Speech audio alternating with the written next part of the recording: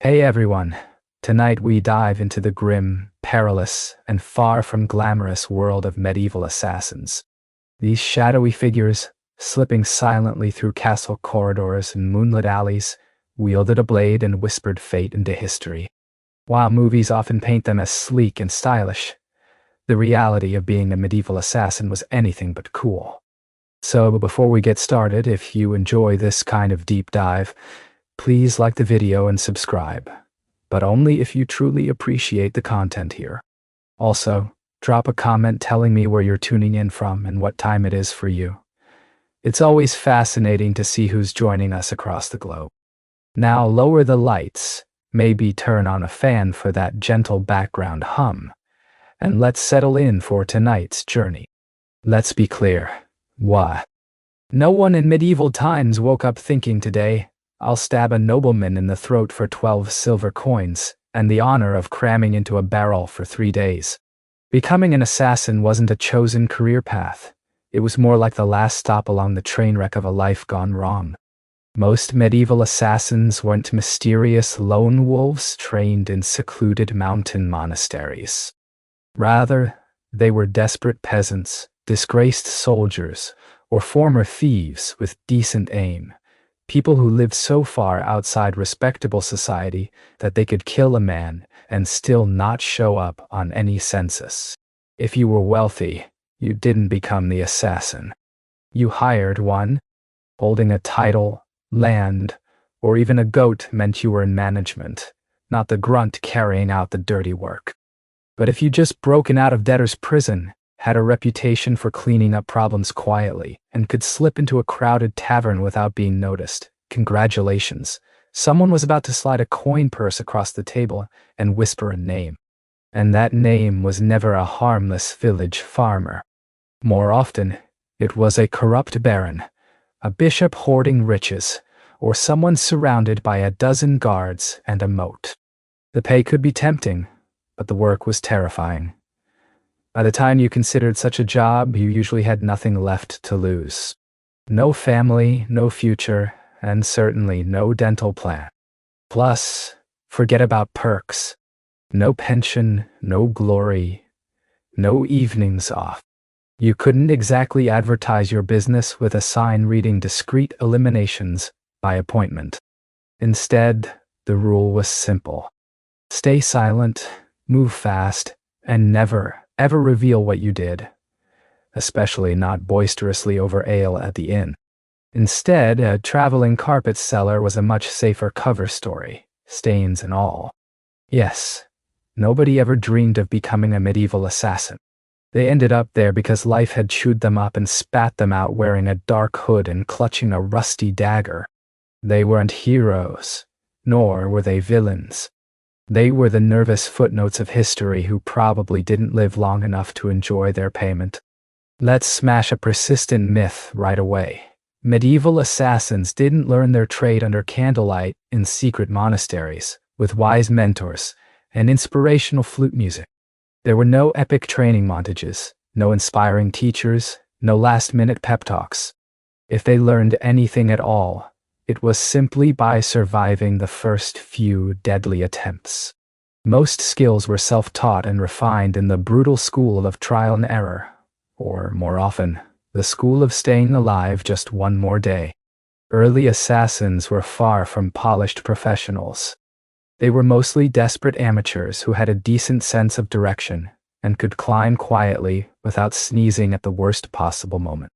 If you had a military background, that was a bonus because it meant you understood how to hold a knife properly.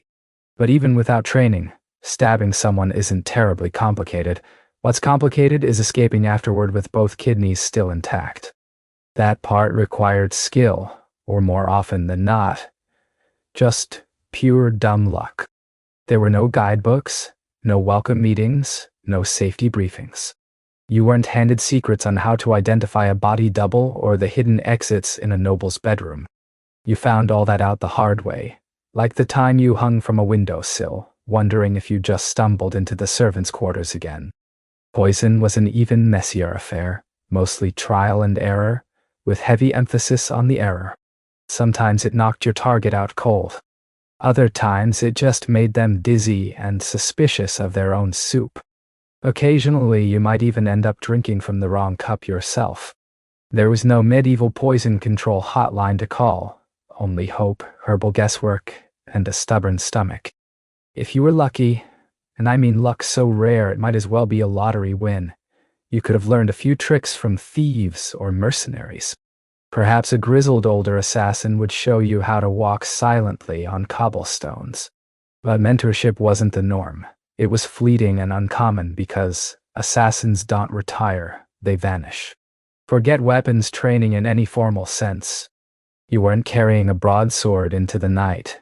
You had a dagger, pilfered from a guard on a slow day. Maybe a garrote, if you fancied something more elegant, and whatever small tools could slip beneath your cloak without clinking. So no, you weren't some shadowy martial arts expert. You were a person with calloused hands, soft footsteps, and a dangerously close friendship with alleyways. Success didn't come from skillful training. It came down to survival. You learned how to kill quickly, often sloppily, then vanish before anyone could sketch your face and hang it on a church door. Your education was brutal and practical, with zero graduation ceremonies. Instead, you walked away with bruises, bloodstains, and the sobering realization that you were on your own. Now, why did you choose this grim path? The answer is simple: coin. Cold, heavy, jangling, deliciously spendable coin. The promise of payment pulled you in, but the reality was payment in lies and deception. When a client hires an assassin, they're not looking for a steady partnership. They want a one-time favor, no paperwork, and preferably no witnesses, including you. They might offer you a pouch of silver, half up front, half when the job's done, if they're feeling generous. Yet when the job's done actually means after they confirm you didn't screw up, didn't embarrass them, didn't leave a trail back to them, and didn't survive long enough to tell the tale. So you do the job. You slip through shadows, risk your life, maybe even kill a baron in his sleep. It's not pretty or poetic. And when you return, ready for payment, you often find the client long gone, apologizing profusely. Sometimes worse, they try to kill you, because a knife in your gut costs less than a bonus. And even if you do manage to collect your coin, the lesson is clear. In this business, trust is as rare as safety.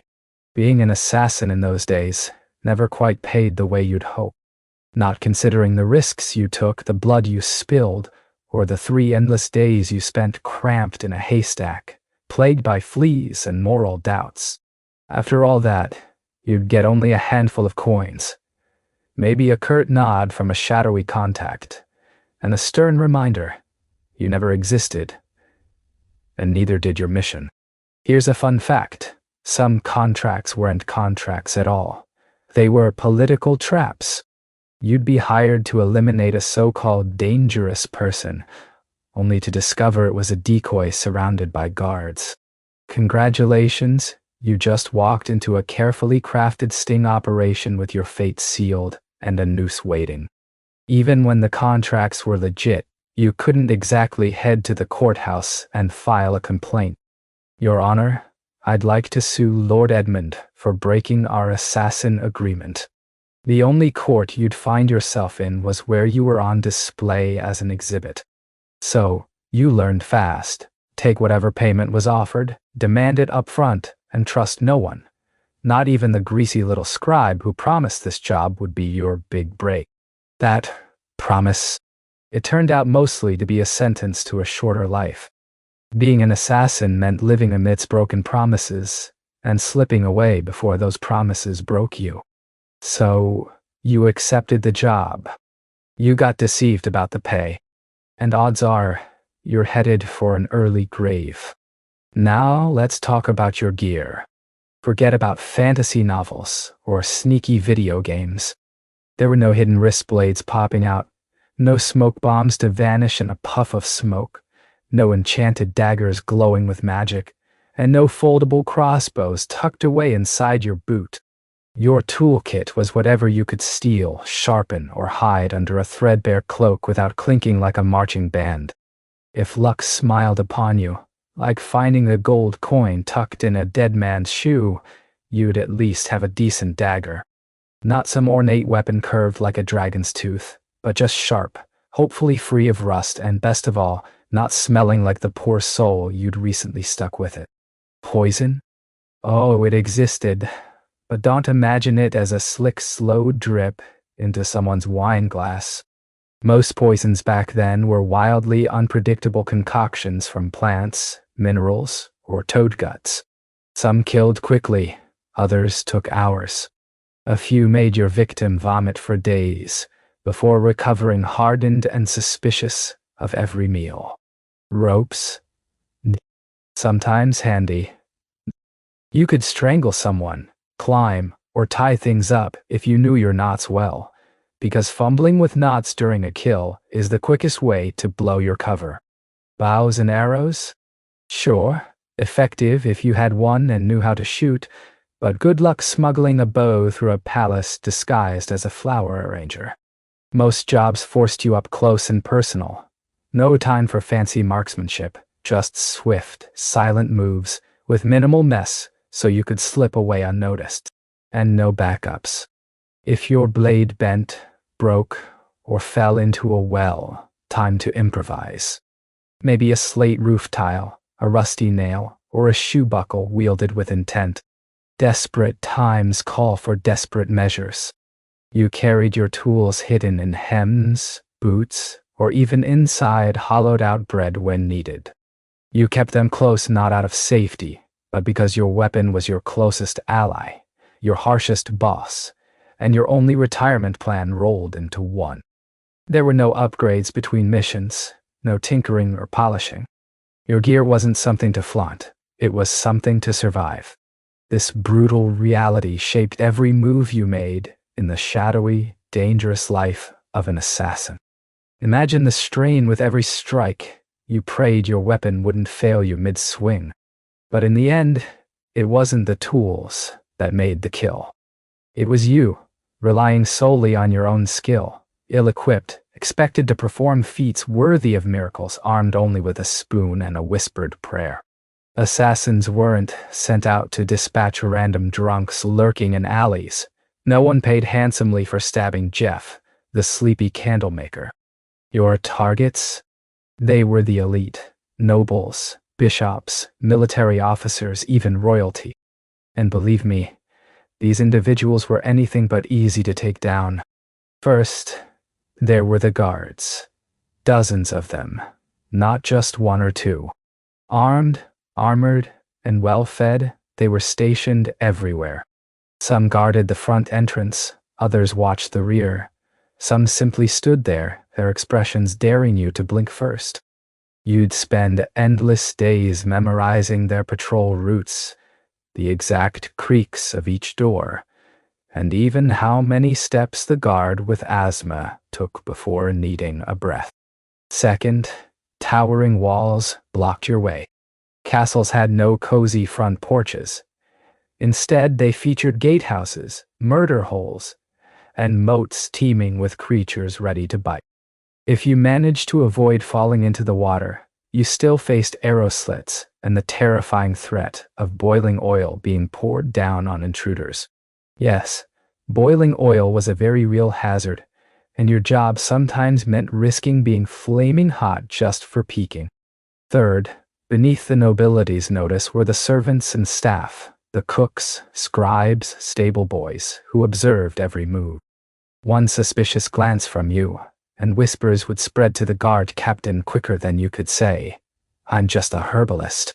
Assassins fought not only swords but relentless gossip.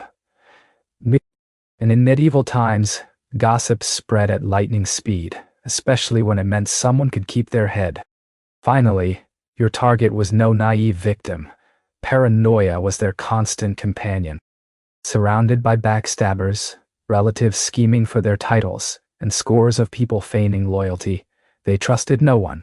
Their meals were tasted for poison, and their quarters secured with multiple locks. Some slept in decoy beds or rotated rooms in a deadly game of protection akin to musical chairs. And don't be fooled by reports of your target attending a feast. Sure, everyone might be drunk, including you, but you still had to pass royal guards, 3 alert dogs, a hyper-vigilant jester, and 50 witnesses holding tankards aloft. Every step closer could take weeks, posing as a servant, bribing chambermaids, hiding in barrels, just to inch within striking distance. When the crucial moment finally arrived, you had only one chance. One flawless, precise strike, executed silently and cleanly before vanishing like a shadow in the night. Fail, and you'd be the next public example, swinging from the castle gates beneath a mocking sign that read, "Nice try." Let's be honest. The popular image of a medieval assassin often involves sleek black robes, leather arm braces, or a mysterious hood billowing dramatically in moonlight. The truth? You looked like a sickly goat herder with secret troubles. Disguises weren't about style or tailoring. They were whatever you scrounged: peasant rags, a monk's oversized robe, or even the tattered remains of a guard's uniform that still smelled suspiciously like its previous owner. The mission was to blend in, to appear as just another face in the crowd. And in those days, blending in meant looking like everyone else, often dirt-streaked, unbathed, and forgotten by cleanliness itself. Picture this. You're limping, a result of old injuries that refuse to heal, with a nervous twitch caused by malnutrition. You don't raise suspicion because of your cloak. Oh no, that's too obvious. Instead, it's the subtle, constant adjustment of your belt to conceal a dagger wrapped carefully in cheesecloth that catches eyes. And forget about masks. No stylish Guy-Fawkes options existed. Most face coverings made you look like a leper, which was great if you wanted to avoid conversations, but terrible for slipping into parties unnoticed. If anyone dared to ask about your identity, you had to have a quick-witted answer ready. "I'm Brother Tobias," you'd say with a calm voice. "I take care of silent prayer and rooftop maintenance." But even if you miraculously got past the guards with your story, noble households weren't filled with fools. Servants noticed unfamiliar faces immediately, especially ones who clumsily fumbled chamber pots or couldn't name the cook's cat. Basically, you stood out like a sore thumb. "I've never seen you before, unless you were being clubbed with a candlestick," a wary servant might whisper. And if, by some stretch, your disguise was convincing enough, that was only your first victory. Now came the hard part, staying in character for hours, pretending not to notice the dangerous people lurking nearby, all of whom were excellent candidates for a quick knife to the back. Wigs? Forget about it. They simply didn't exist back then.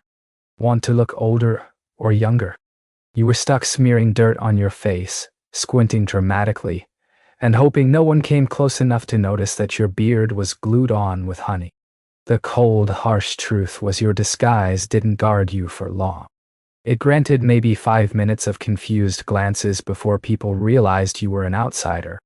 After that, your best bets were to vanish into thin air, stay invisible, or be undeniably convincing. And if anyone saw right through your act, well, picture this: an assassin caught red-handed in the bishop's laundry room, dressed improbably in a nun's habit while wielding a sword. Not the kind of headline you want, especially on a feast day. Back in medieval times, if you were an assassin, you worked alone. No backup team wielding crossbows stood by your side.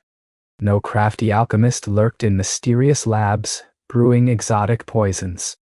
No handlers delivered coded scrolls and warm encouragement. You had just yourself a rusty dagger and crippling trust issues. No reliable guilds existed, at least not the kind you could count on when your life depended on it. The whispered rumors of assassin brotherhoods, mostly tavern tales stirred up by bored patrons, myself included. The reason for this grim solitude? The fewer people who knew you existed, the longer you survived.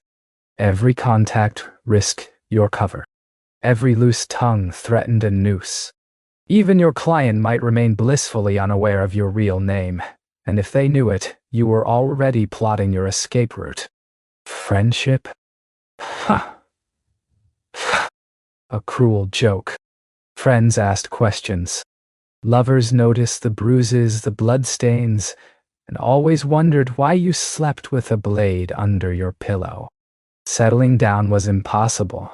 You simply couldn't afford it. One slip up, one person recognizing you in a crowded market, and your whole existence reduced to a desperate sprint for the nearest sewer grate. Even among criminals, you kept your distance. Thieves and smugglers mingled freely and shared stories. You were the shadow, the man who made people disappear. They feared you, or worse, viewed you as a walking liability. Nobody wanted to share their stew with someone whose dark profession could attract an angry mob brandishing torches at any moment. Sympathy was out of the question. You survived as a ghost, alone in the night, because anything else was a death sentence. Imagine living with a secret so heavy, so dark, that sleep becomes a stranger after the silent act of strangling a corrupt bishop. Nobody in your world could understand. If you dared speak about your job, people would either think you were spinning tall tales or worse, a dangerous menace. They weren't entirely wrong. So you locked away your secrets, concealed your scars, and kept your weapons hidden deep within yourself. At inns, you claimed the darkest corner, backed against the wall, your eyes always flickering toward the door, alert to any threat. You never let the drink dull your senses. You never lingered more than one night. And your name? It was a luxury no assassin wasted unless coins changed hands first, and even then, it probably wasn't your real one. Being a medieval assassin was an art form in the craft of vanishing. Vanishing not only into a crowded street, but disappearing from every life and future you never had. Picture the job. You meticulously planned your path, greased the right palms to pass the guards, disguised yourself as a convincing chimney sweep. But then you froze. Perhaps the targets spun around unexpectedly. Maybe they were cradling their child, a tender moment that shook your resolve. Or the tremors took hold of your hand, your knife trembling like a startled squirrel at the worst possible second. And just like that, you were dead. For a medieval assassin, failure wasn't met with a slap on the wrist or a performance review. It was death, public and brutal, often staged with ropes, fire, or torturous devices with names like the Bone Crackers. Delight. Missing the kill blew the entire operation wide open. Your target survived to raise the alarm. Suddenly you weren't a shadow anymore. You were a marked man with a detailed description, maybe even a crude sketch plastered on every tavern wall within a 30-mile radius. The guards you once slipped past effortlessly became your relentless pursuers. Sometimes, the danger wasn't only from your intended victim, but from your own client. Failure made you a liability, not an asset, someone disposable. Torture, interrogation, or worse loomed. Ironically, those who hired you first to kill would be the ones commissioning a contract on your head. There were no retries, no second chances. Sorry, the blade slipped. I'll try again tomorrow didn't fly. You had one shot, one critical moment. Miss it, and the best you could hope for was a swift death before your employer's name surfaced. Failure meant more than death.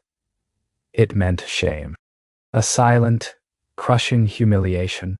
You failed not just to kill but to disappear flawlessly. For assassins, perfection equaled survival. Anything less painted a stark target on your back and spelled practicing your final words before the end. Your past successes, whether 12 kills or none, mattered not a whit. In this profession, your value hinged solely on the success of your last kill. If that kill never happened, you were running for your life.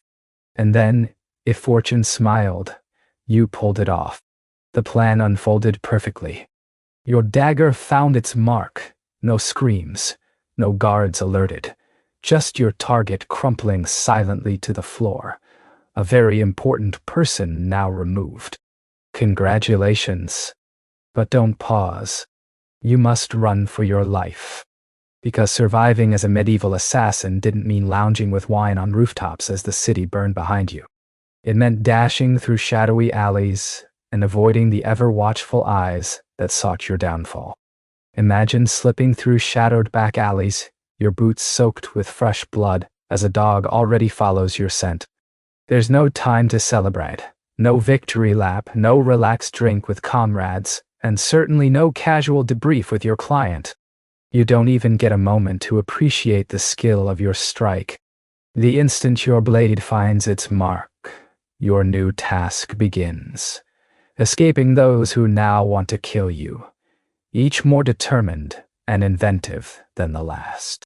Guards are closing in, doors slam shut behind you, and your horse waits tied up miles away on the opposite side of town. You're probably wounded, bleeding somewhere under your clothes. You had to plan your escape long before the kill, mapping out routes, preparing disguises, knowing fallback safe houses. Maybe you had a boatman who owed you a favor, or at least someone who wouldn't ask questions, because citywide lockdowns kick in within minutes of the deed. Nobody wanted a scandal, but lockdown means sealed gates, armed checkpoints, and dozens of angry men wielding swords, each handed your rough description with a warning, maybe armed, definitely deadly. Then there's the client. If they ever intended to pay you, they wouldn't be meeting you in a cozy tavern, offering smiles or cards of thanks.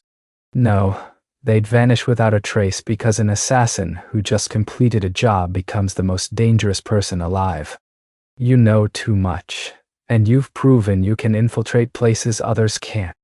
So even after a successful hit, you walk away with coin in one hand and a massive target plastered on your back. What's the reward? A week spent sleeping in hovels, bribing ferry captains to keep silent, shaving your beard in dark corners, and pretending to be Brother Lucian as you blend with monks heading east. Success doesn't equal survival. It means starting all over again in a new city, under a new name, with even more hunters closing in. So yes, you got the kill. Now run for your life. And if being a medieval assassin wasn't brutal enough, poor, hunted and sleeping in goat-scented hovels, you also had to navigate the wild paranoia of those around you. In the Middle Ages, assassins weren't just feared. They were thought to be cursed. To the average peasant, you weren't simply a killer in a hood. You were a sinister being who whispered to demons and anointed your blade with frog guts under a full moon. How else could you slip past guards and vanish without a trace? Logic was scarce then, but superstition was everywhere. Some swore assassins could shapeshift. Others claimed they became invisible unless bathed in holy water. One popular legend insisted assassins forged pacts with forest spirits and could exhale death through walls. Picture walking through a village and overhearing a woman murmur, "Don't look at him, he'll hex your baby." Even your tools bred suspicion. Carrying a dagger meant it was forged in cursed fires. Using poison? Not chemistry, witchcraft. Stirring it under a blood moon with a severed toe was the only explanation. You'd think such fear might work in your favor. People would avoid you, right? But the reality was far worse. Superstitious mobs don't hesitate to hunt down what they feared. Imagine living in a world where suspicion and fear dictate every move you make. People don't stop to ask questions or seek truth. They jump straight to accusations. They throw stones, set blazing fires, and shout warnings like, "Burn him before he calls lightning." Your reputation alone was enough to send a village into a frenzy. Whenever someone died suddenly, whether from illness, an accident, or even choking on a chicken bone, whispers would start to spread. Could it have been the Shadow Man? Maybe it was him. Just existing in the same village where a suspicious death occurred could make you the target of a relentless hunt. This constant threat forced you to keep moving, always on the run. Stick around too long, and you'd find the village priest ringing alarm bells, while 5 enraged farmers brandished pitchforks with a grim determination, as if they'd been waiting their whole lives to capture you. And God help you if you were caught with anything slightly out of the ordinary. Dried herbs, strange coins, even a foreign accent. That was enough to make someone shout, "Sorcerer!" and rush to spark a torch. In a society convinced that monsters hid behind human faces, being too quiet, too clever, or too fast made you a threat. And in the unforgiving medieval mindset, threats had to be eliminated swiftly, ideally by fire. Now consider poison, the subtle assassin's weapon of choice. Elegant in theory. A quiet kill.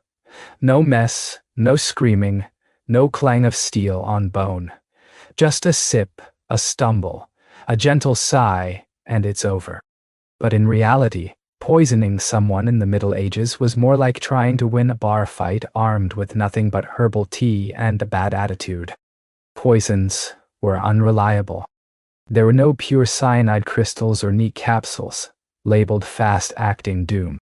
Instead, you had to rely on plants, mushrooms, minerals, maybe even the occasional toad. You'd gather your ingredients, grind them into a powder and pray.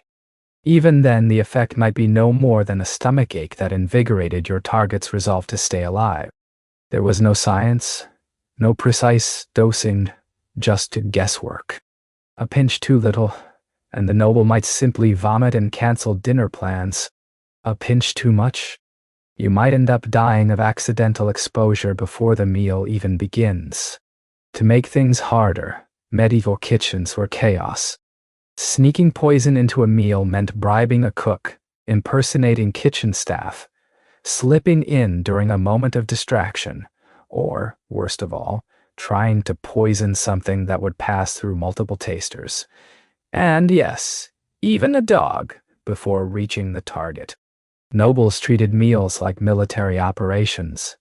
Food was sampled, blessed, and sniffed by everyone from stewards to jesters.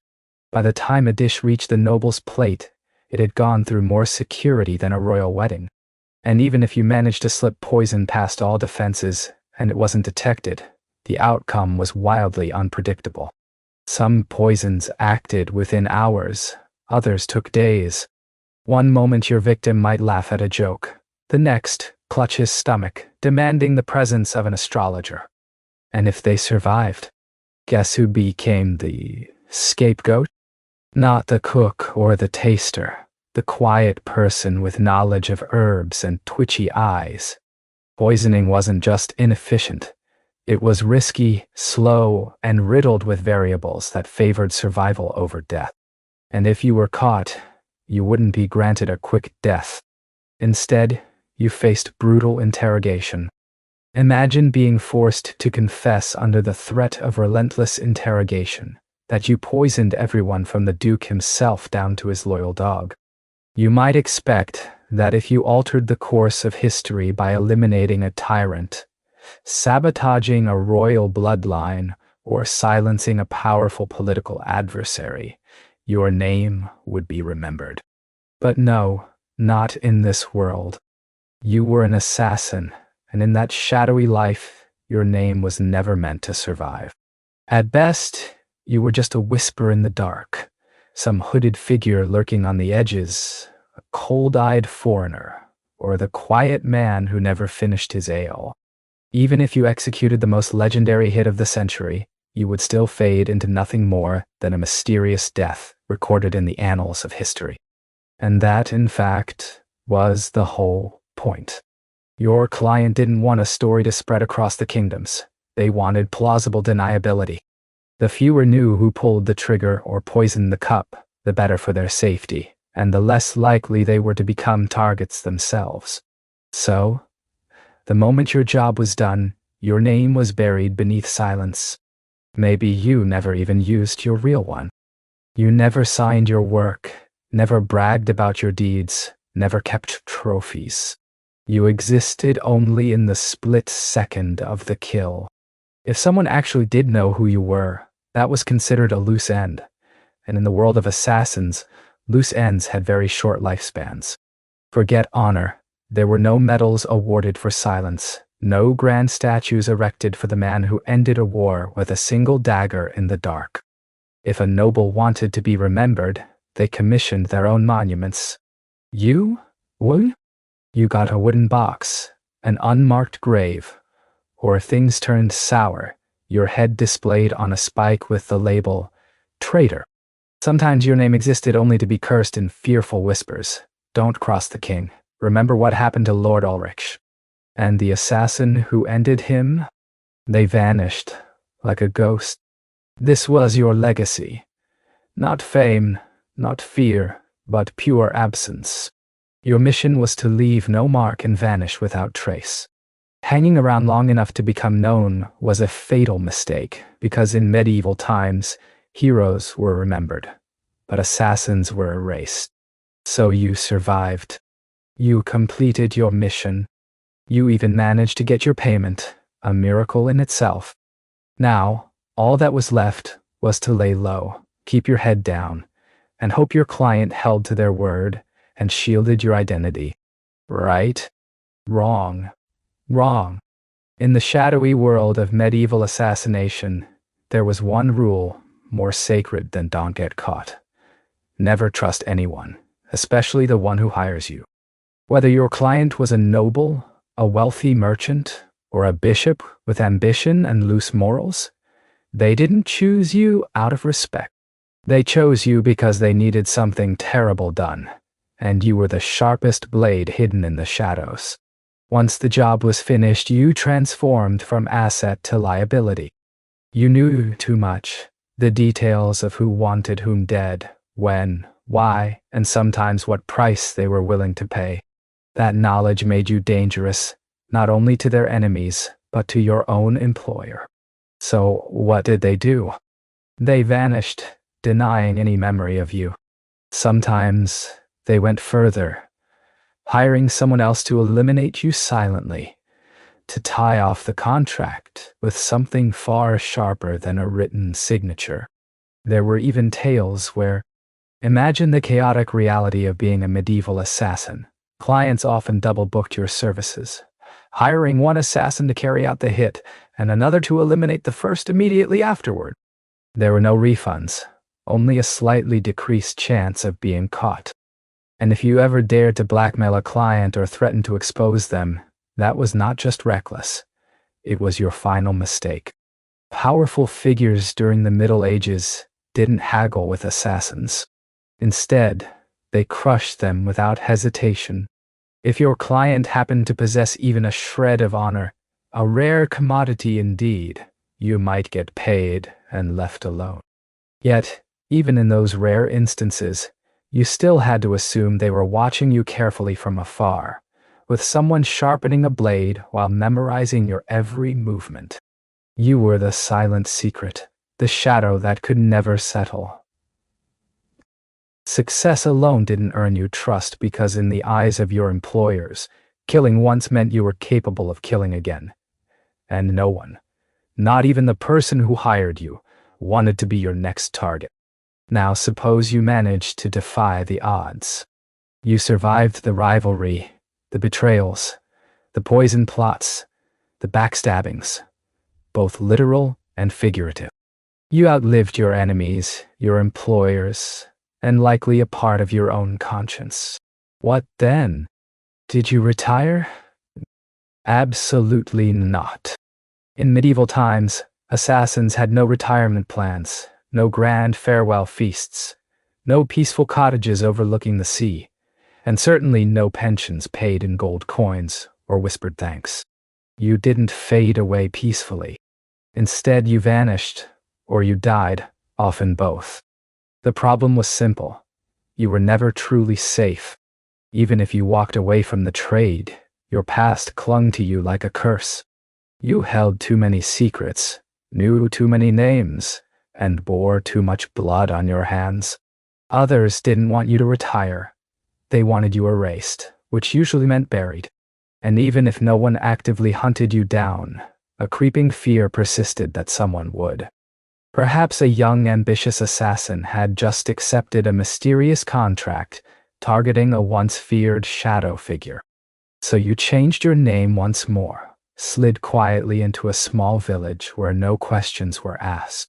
You pretended to limp, sold herbs, claimed you'd been a guard once. Yet still, sleep eluded you. You avoided crowds, always picked a seat facing the door, kept a dagger hidden beneath the floorboards beside a pouch of coins you never spent, because they still reeked of the person you'd earned them from. Trust became a stranger, not just in others, but in yourself. Years of silent kills and narrow escapes altered your mind. Every knock jolted you awake. Every unfamiliar face on the road sparked panic. Dreams ceased entirely, for dreaming was a luxury too perilous to afford. Love, relaxation, joyful laughter. These were luxuries you could no longer entertain. You lived like a ghost masquerading as a man.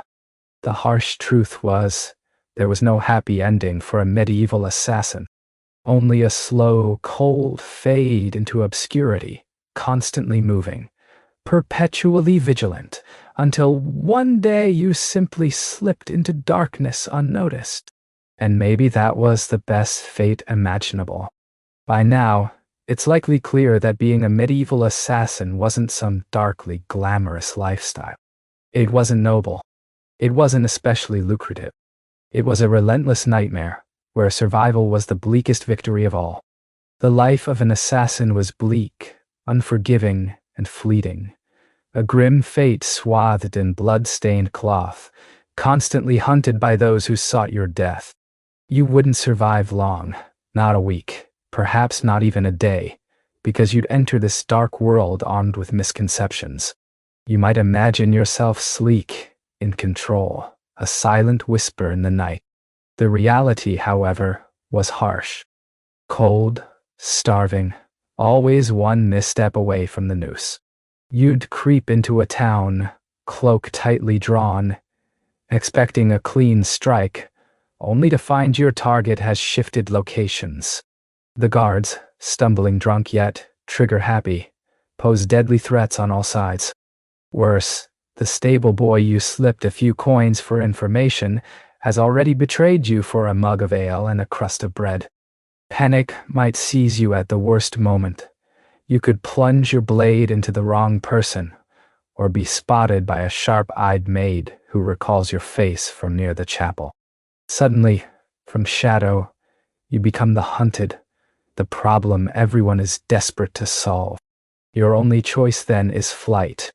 But the unforgiving terrain of the medieval world is unfamiliar. Mud pulls at your feet, uneven cobblestones undermine your balance, and the streets are crowded with loose, startled chickens. You stumble, fall, and find yourself pinned by a heartbroken guard named Thomas, using his frustrations as fuel for violence. Suppose, against all odds, you escape that menace. What comes next? No allies, no honor, no future, just whispers behind closed doors, growing suspicion, and the despairing realization that even victory only promises a lonely death, old and concealed behind a false identity in some superstitious backwater. So, no, you wouldn't last. And honestly, you shouldn't try, for the assassin's life was never glamorous. It functioned like a ruthless machine, devouring those within and leaving only shadows in its wake. It promised power without peace, purpose without belonging. Unlike heroes who shaped history, assassins erased themselves from it, vanishing into silence. And that silence was met with indifference, simply because no one remembered they ever existed. Before she was revered and feared as the Queen of Macedonia, Olympus was once known as Myrtael, a princess of the Minoan tribe hailing from the wild lands of Epirus. Her people boldly claimed descent from Achilles himself. Whether or not heroic blood coursed through her veins is uncertain, but one truth remained. she was never destined to stand on history's sidelines. From early childhood, Myrtail's life was infused with mystery and ritual. Her upbringing entangled not just with political struggles, but steeped deeply in prophecy, ecstatic rites, and the veneration of ancient gods. She wasn't that typical princess who learned to smile and sew intricate tapestries. Instead, she found herself fascinated with serpents, ominous signs, and the wild, trance-driven ceremonies of the Dionysian cult, where women danced barefoot beneath the moon and sought communion with the divine in frenzied states. Her bond with the gods was profound, not a mere performance, but a living embodiment. Ancient recordings, likely penned by men both awestruck and fearful, tell us she kept sacred snakes within her chambers, sometimes letting them coil beside her as she slept. Whether this was literal truth or the kind of scurrilous rumor that powerful women attract, we may never be certain. But the image endured. To her supporters, Olympias was no ordinary princess. She was an embodiment of the divine and a formidable force to her adversaries. Her true strength didn't emerge on battlefields or in the grandeur of throne rooms, but in the mysterious flicker of torchlight, amidst the whispered prayers of priestesses and the twisting forms of serpents. More than a royal figure, she was a living oracle, a woman touched by powers far older than mere politics and colder than steel itself. When Philip II of Macedon, an ambitious, ruthless, and famously passionate man, arrived on the island of Samothrace for a sacred religious initiation, he encountered not just a stunning princess, but an irresistible enigma. Their marriage transcended a simple political alliance. It was the merging of prophecy and raw power, filled from the outset with portent and mysticism. Some whispered that lightning streaked across the sky on their wedding night, while others insisted Olympias dreamt of a thunderbolt entering her womb. These legends wove the early tapestry of their union, but one fact remains undeniable.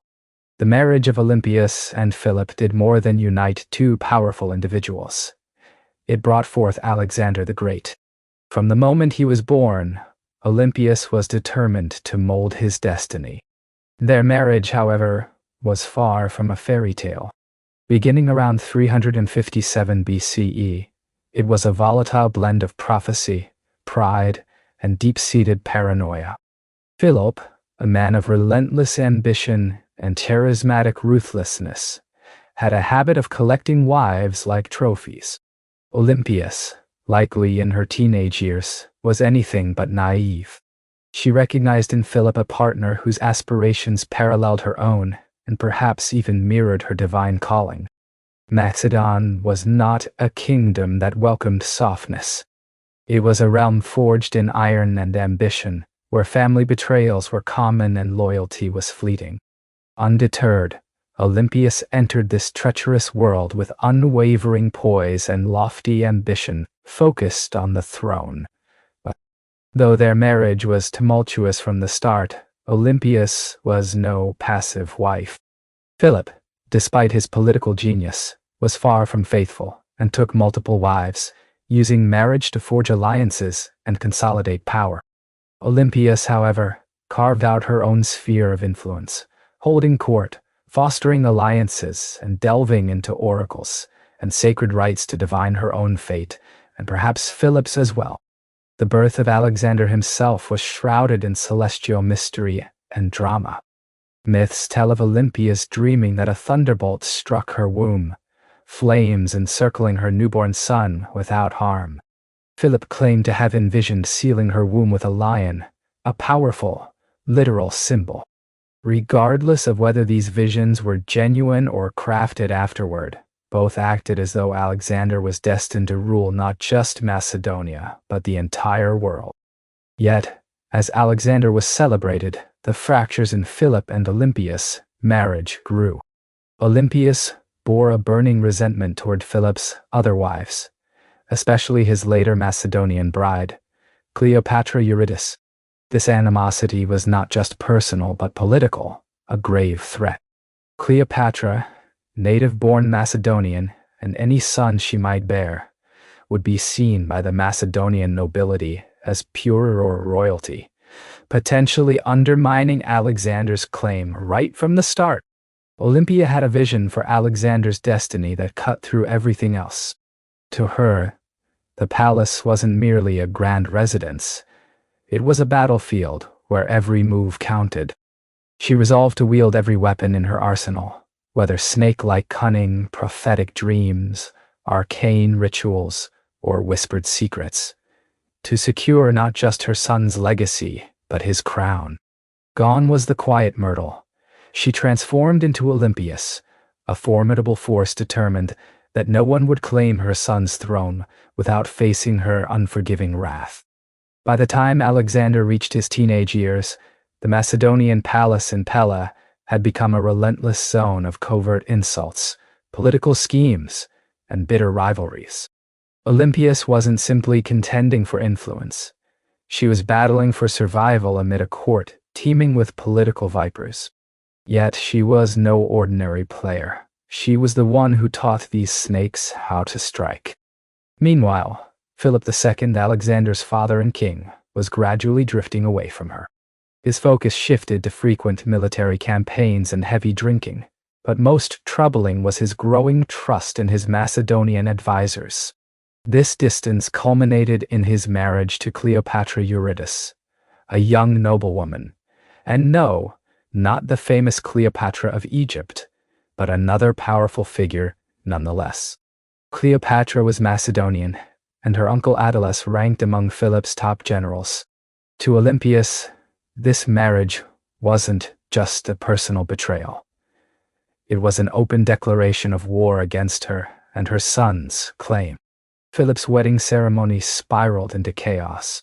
At the grand feast, a drunken Attalus insulted Olympias and Alexander openly, casting doubt on Alexander's legitimacy.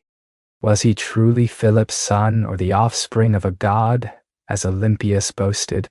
Though meant to offend, Olympias seized this slander and turned it into a powerful myth. Let the court whisper, let them believe, Alexander was Zeus's chosen son. That belief made him untouchable. The insult ignited fury. Alexander stormed out, and Olympias withdrew from Macedon altogether, retreating to Apros. But this wasn't a retreat in defeat, it was a strategic withdrawal. In her homeland, she retained royal stature, allowing her to rally support quietly, whisper in influential ears, and watch as decay took hold within Philip's palace walls. Her absence did not diminish her influence. If anything, it amplified the danger she posed. Then, the palace was shaken by a seismic event. Philip was assassinated during his daughter's wedding, just as he prepared to invade Persia and assert himself not only as king of Macedon, but as a prospective emperor of the known world. Questions swirled in the echoing marble halls. Who was behind the killing? Porsenius, the spurned bodyguard who carried out the act? Intrigue within the court. Was Alexander implicated? Or, whispered in shadows, was Olympias herself involved? No one could prove anything, and none dared accuse publicly, yet suspicions ran deep. Within days of Philip's murder, Cleopatra Eurydice and her newborn child were dead, murdered, many believed, under Olympias's orders. The serpent had returned to the palace, and now nothing obstructed Alexander's path to the throne. As Macedon grappled with grief and confusion, Olympias moved with ruthless precision. While others hesitated, she struck decisively. Cleopatra Eurydice, the young queen and Alexander's rival by marriage, was not only eliminated but humiliated in death, a symbolic message. Chilling tales suggest that Cleopatra was forced to hang herself, making her demise public and dishonorable. Olympias's ruthless orchestration removed any rival claims and solidified her son's position. The court's politics had been transformed into a battleground where only the strongest, smartest, and most merciless survived, and Olympias was unquestionably the queen of this dangerous game. After witnessing the brutal murder of her infant daughter, Olympias was transformed. Some say Olympus cast the child upon a funeral pyre, an act marking the depth of her resolve. What remains undisputed is the absolute lack of mercy shown. Olympias grasped a harsh truth that many royal mothers refuse to face. Within the palace walls, mercy is a weakness. Any rival child, no matter how young, posed a threat, a spark that could ignite a future war. Olympias was finished playing defense.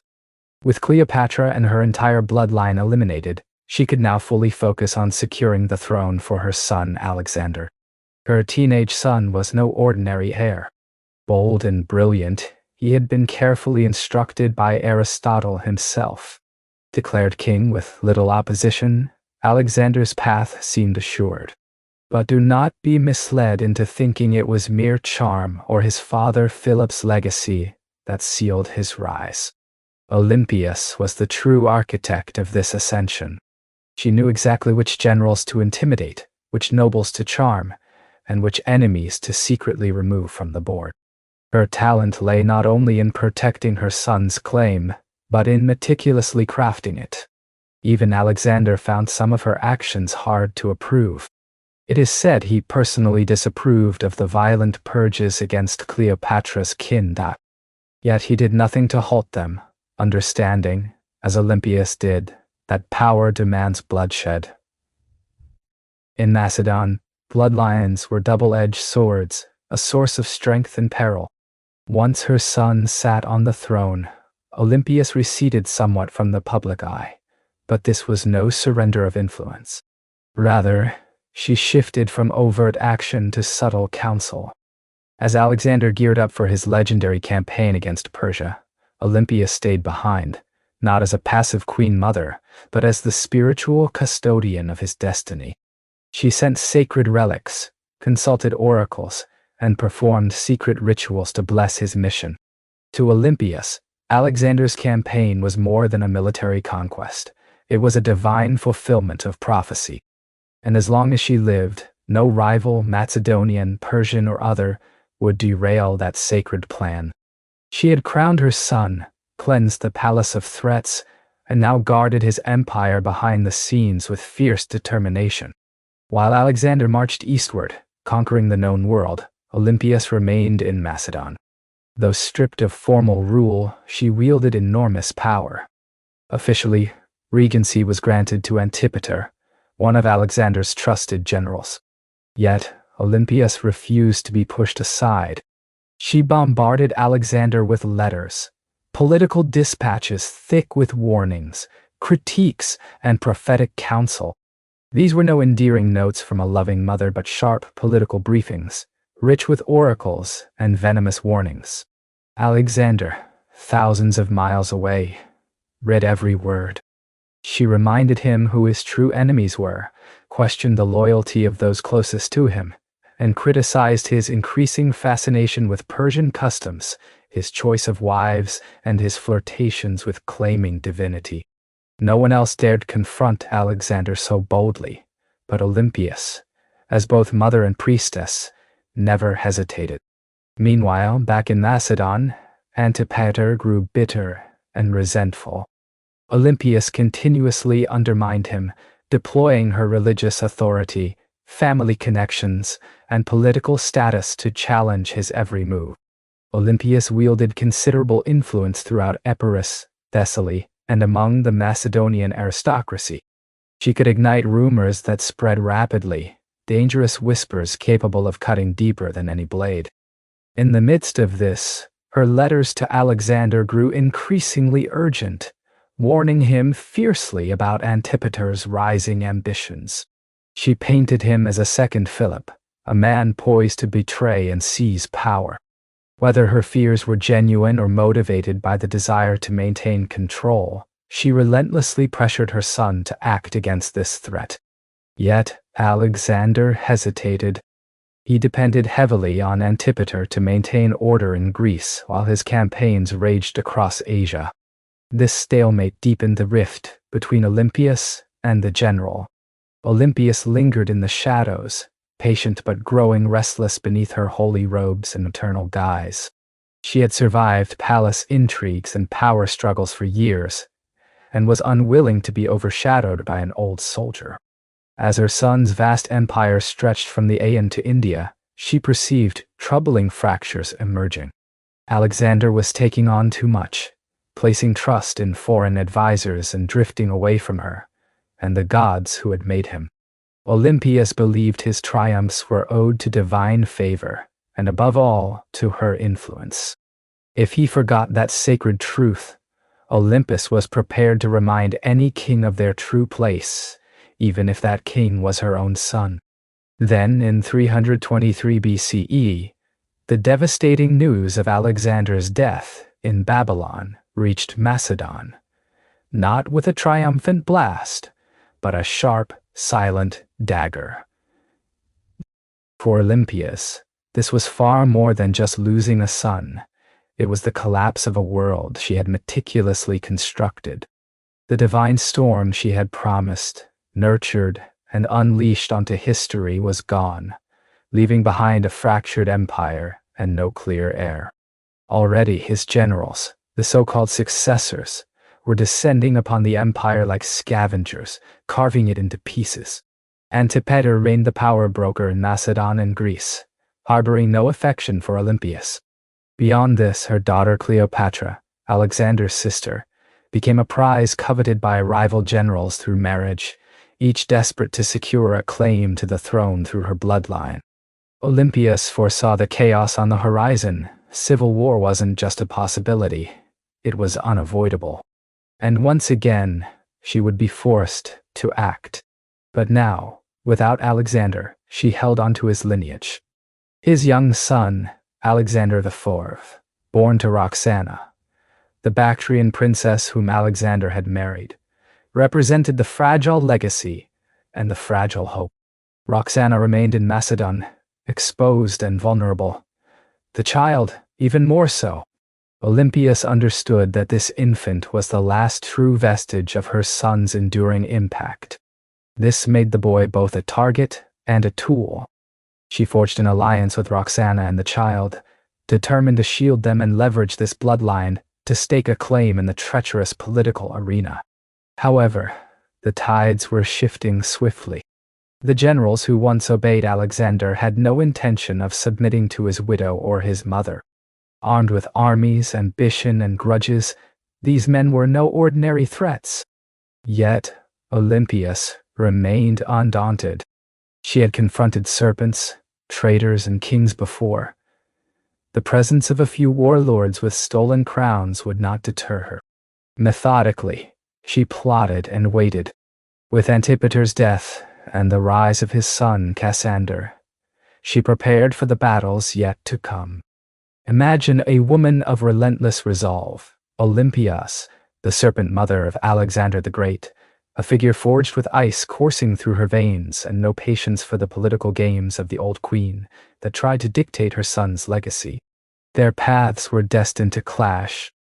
Alexander may have been gone, but his shadow lingered, coursing through history, still harboring Olympus' fierce spirit beneath its surface, poised to strike once more. Years following Alexander's untimely death, as his vast empire fractured into bitter civil war, Olympias took her boldest step yet.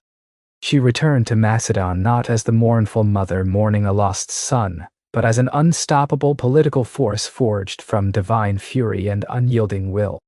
The regency was in chaos. Cassandra, the son of her former foe Antipater, was on the rise, seizing power with growing boldness, while Roxana and young Alexander IV were effectively prisoners. Olympia saw the danger clearly. If she didn't act swiftly and decisively, her grandson would be erased from history like a fleeting shadow at twilight.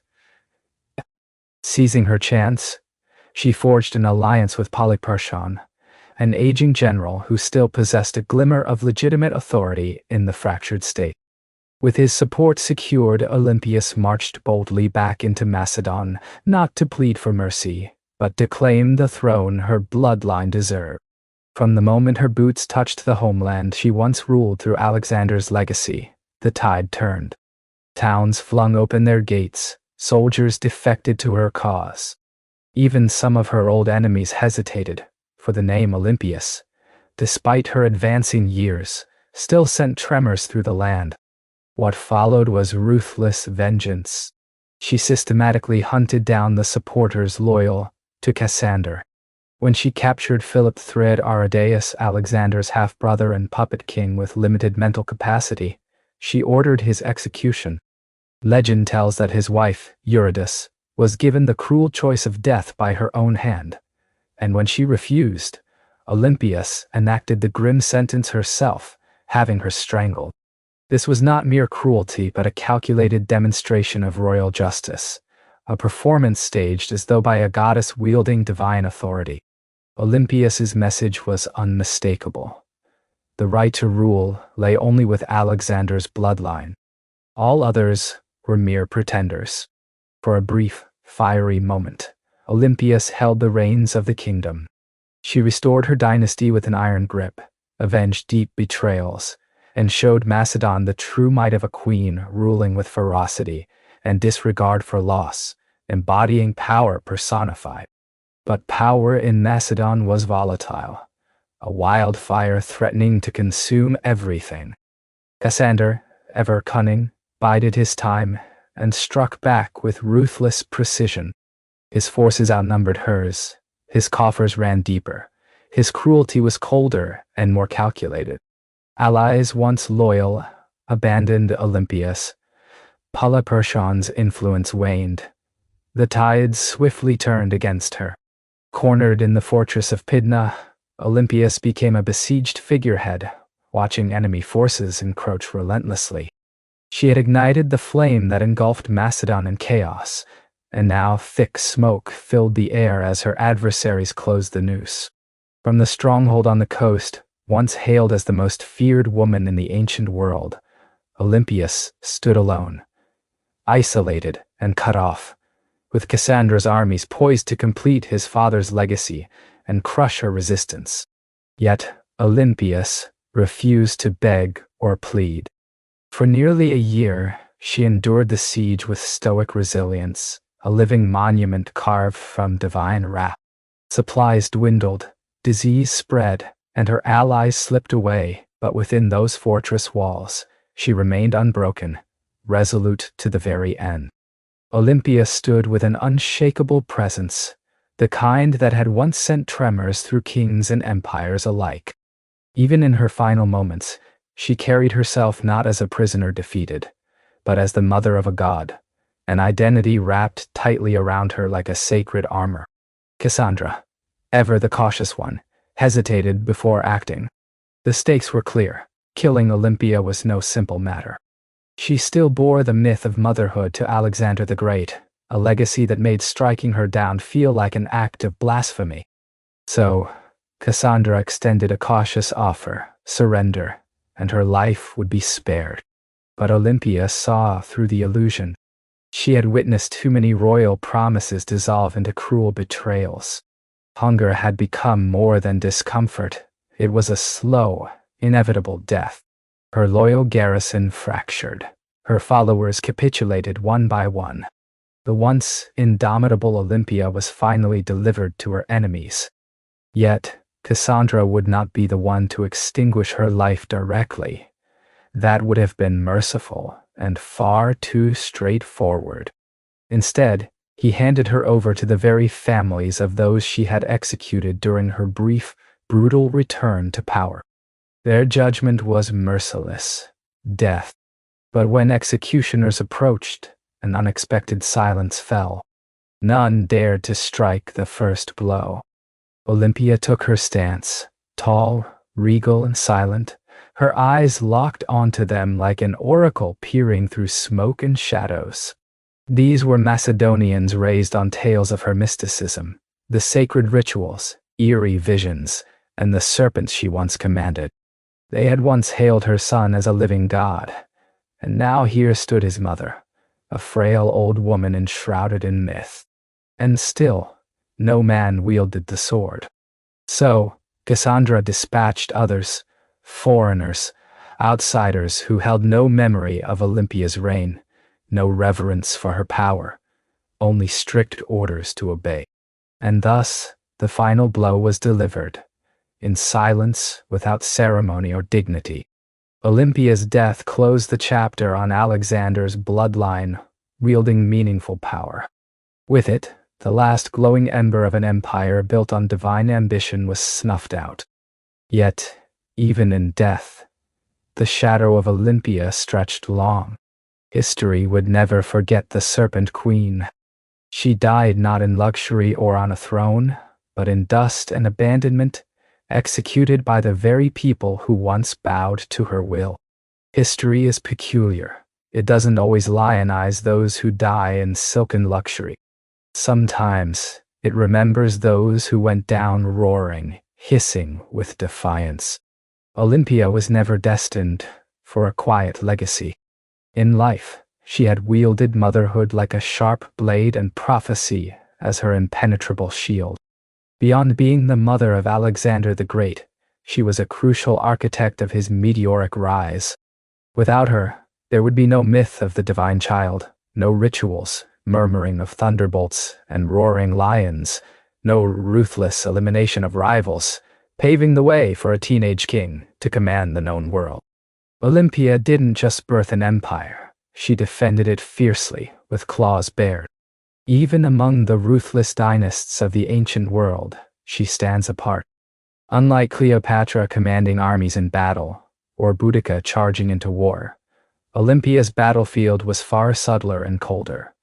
The shadowed realms of poisoned chalices, political alliances sealed with marriage, and the cryptic whispers of priestesses and oracles. She understood fear's sharp edge and, even more so, the potent magic woven into belief itself. She made people believe. Many believed that Olympia's son was divine, and perhaps she believed it too. Her adversaries labeled her a murderer, a witch, and a manipulator, accusations that held grim truths. Olympia embodied all these traits, and even more. She emerged from a ruthless world where cunning was valued far above kindness. From an early age, she realized that mercy was a luxury no queen could afford. Over the centuries, opinions about her have oscillated wildly. Some cast her as a villain, while others hailed her as a visionary. Yet, no historian, ancient or modern, would ever dismiss her as irrelevant. Olympia lingered in Alexander's legacy like a restless spirit, always present yet unseen, forever just behind the scenes. Perhaps that was precisely her place, not merely as a grieving mother or a mere footnote in the annals of kings, but as a legend in her own right. She was the woman who clothed herself in prophecy, who shared her bed with snakes, and who outlived even gods. Though Olympia's bones have long since turned to dust, her story lives on in the narratives of ruthless queens, in every murmur of bloodline destiny, and in every empire steeped in myth. She remains there, coiled in the shadows, patiently waiting. Far away, on the sun-bleached island of Crete, a few miles south of the modern city of Heraklion, lie ruins that feel more like a dream than solid reality. Stone corridors twist and snake in every direction. Rooms fold back on themselves. Staircases lead to nowhere.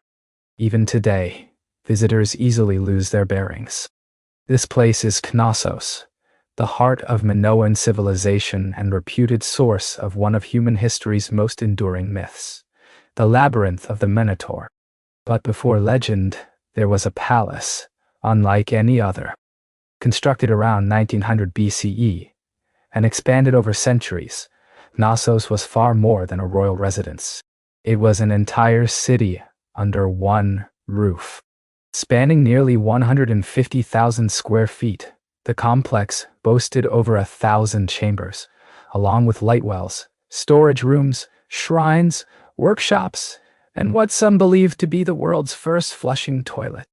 It had running water, multi-story apartments, and an intricate air circulation system. This was no primitive fortress. It was a marvel of architecture. To modern archaeologists, Knossos may look like organized chaos. But for ancient visitors, it likely appeared magical. British archaeologist Arthur Evans brought Knossos to the world's attention in the early 1900s. He quickly became convinced that this was the birthplace of the Greek labyrinth myth. The disorienting layout, the deeply symbolic design, and the pervasive images of bulls, painted on walls, carved in stone, or fashioned as tiny golden charms, captured his imagination. The bull was sacred to the Minoans. Evans even named the civilization after the legendary King Minos. Whether or not Minos actually existed, his legend became intertwined forever with these ruins. But here's the twist. No one has uncovered a literal labyrinth, no underground maze, no prison cells, and certainly no half-man, half-bull monster. Instead, what we have is something far more enigmatic. A city designed in... Imagine a place woven with loops, wings, and layers, intentionally designed to confuse and confound anyone who dares to explore it. As you delve deeper, the boundary between history and myth begins to fade, blurring into something mysterious and captivating. This raises a compelling question.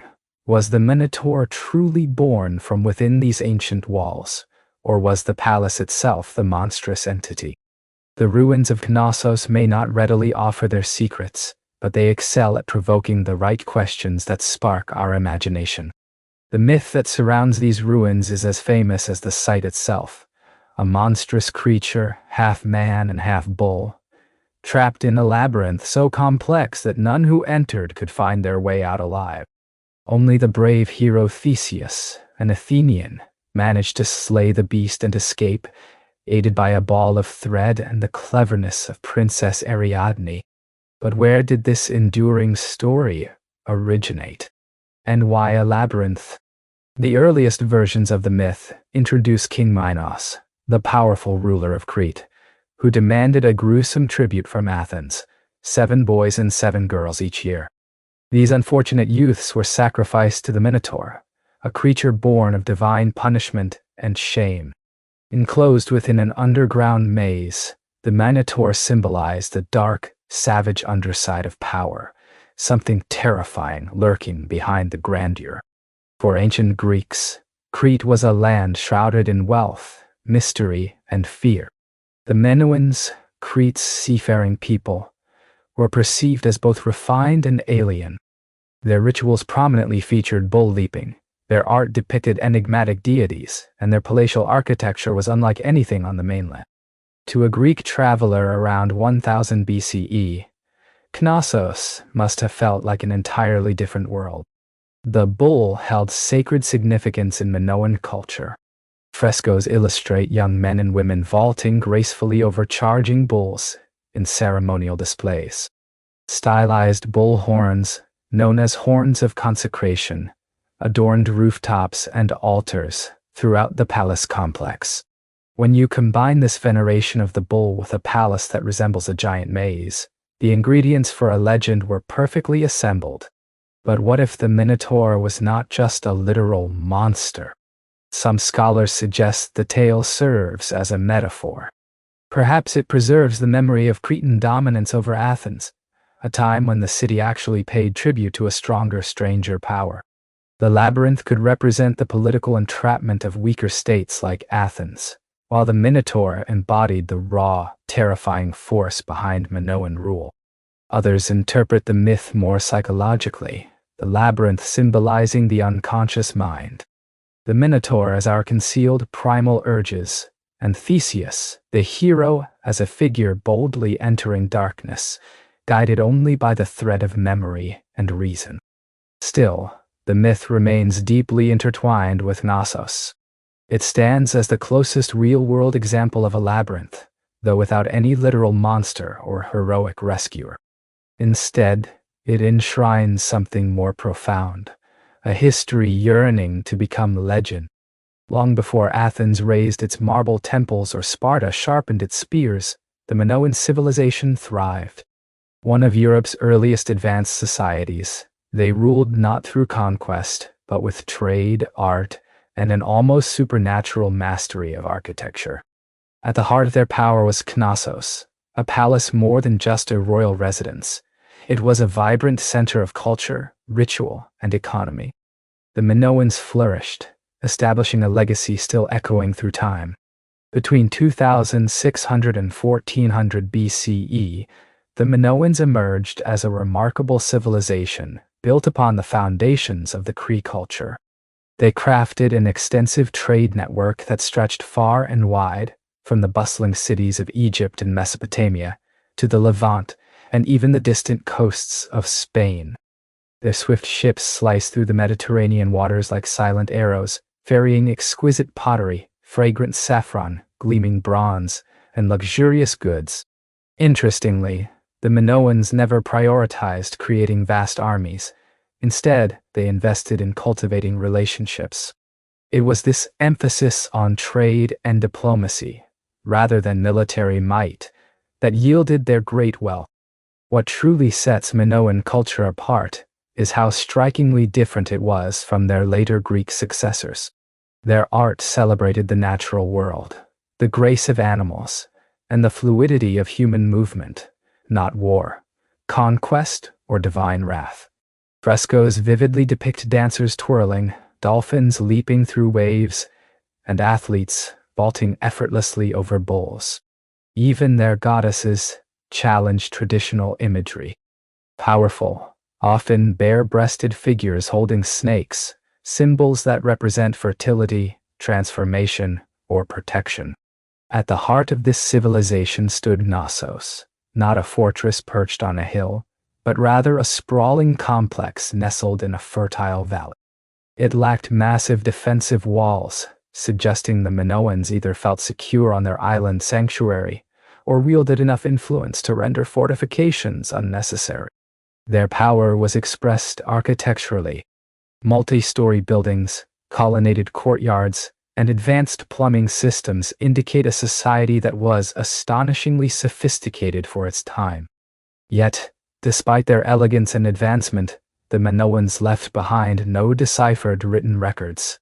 Their primary script, known as Linear A, remains an enigma to this day.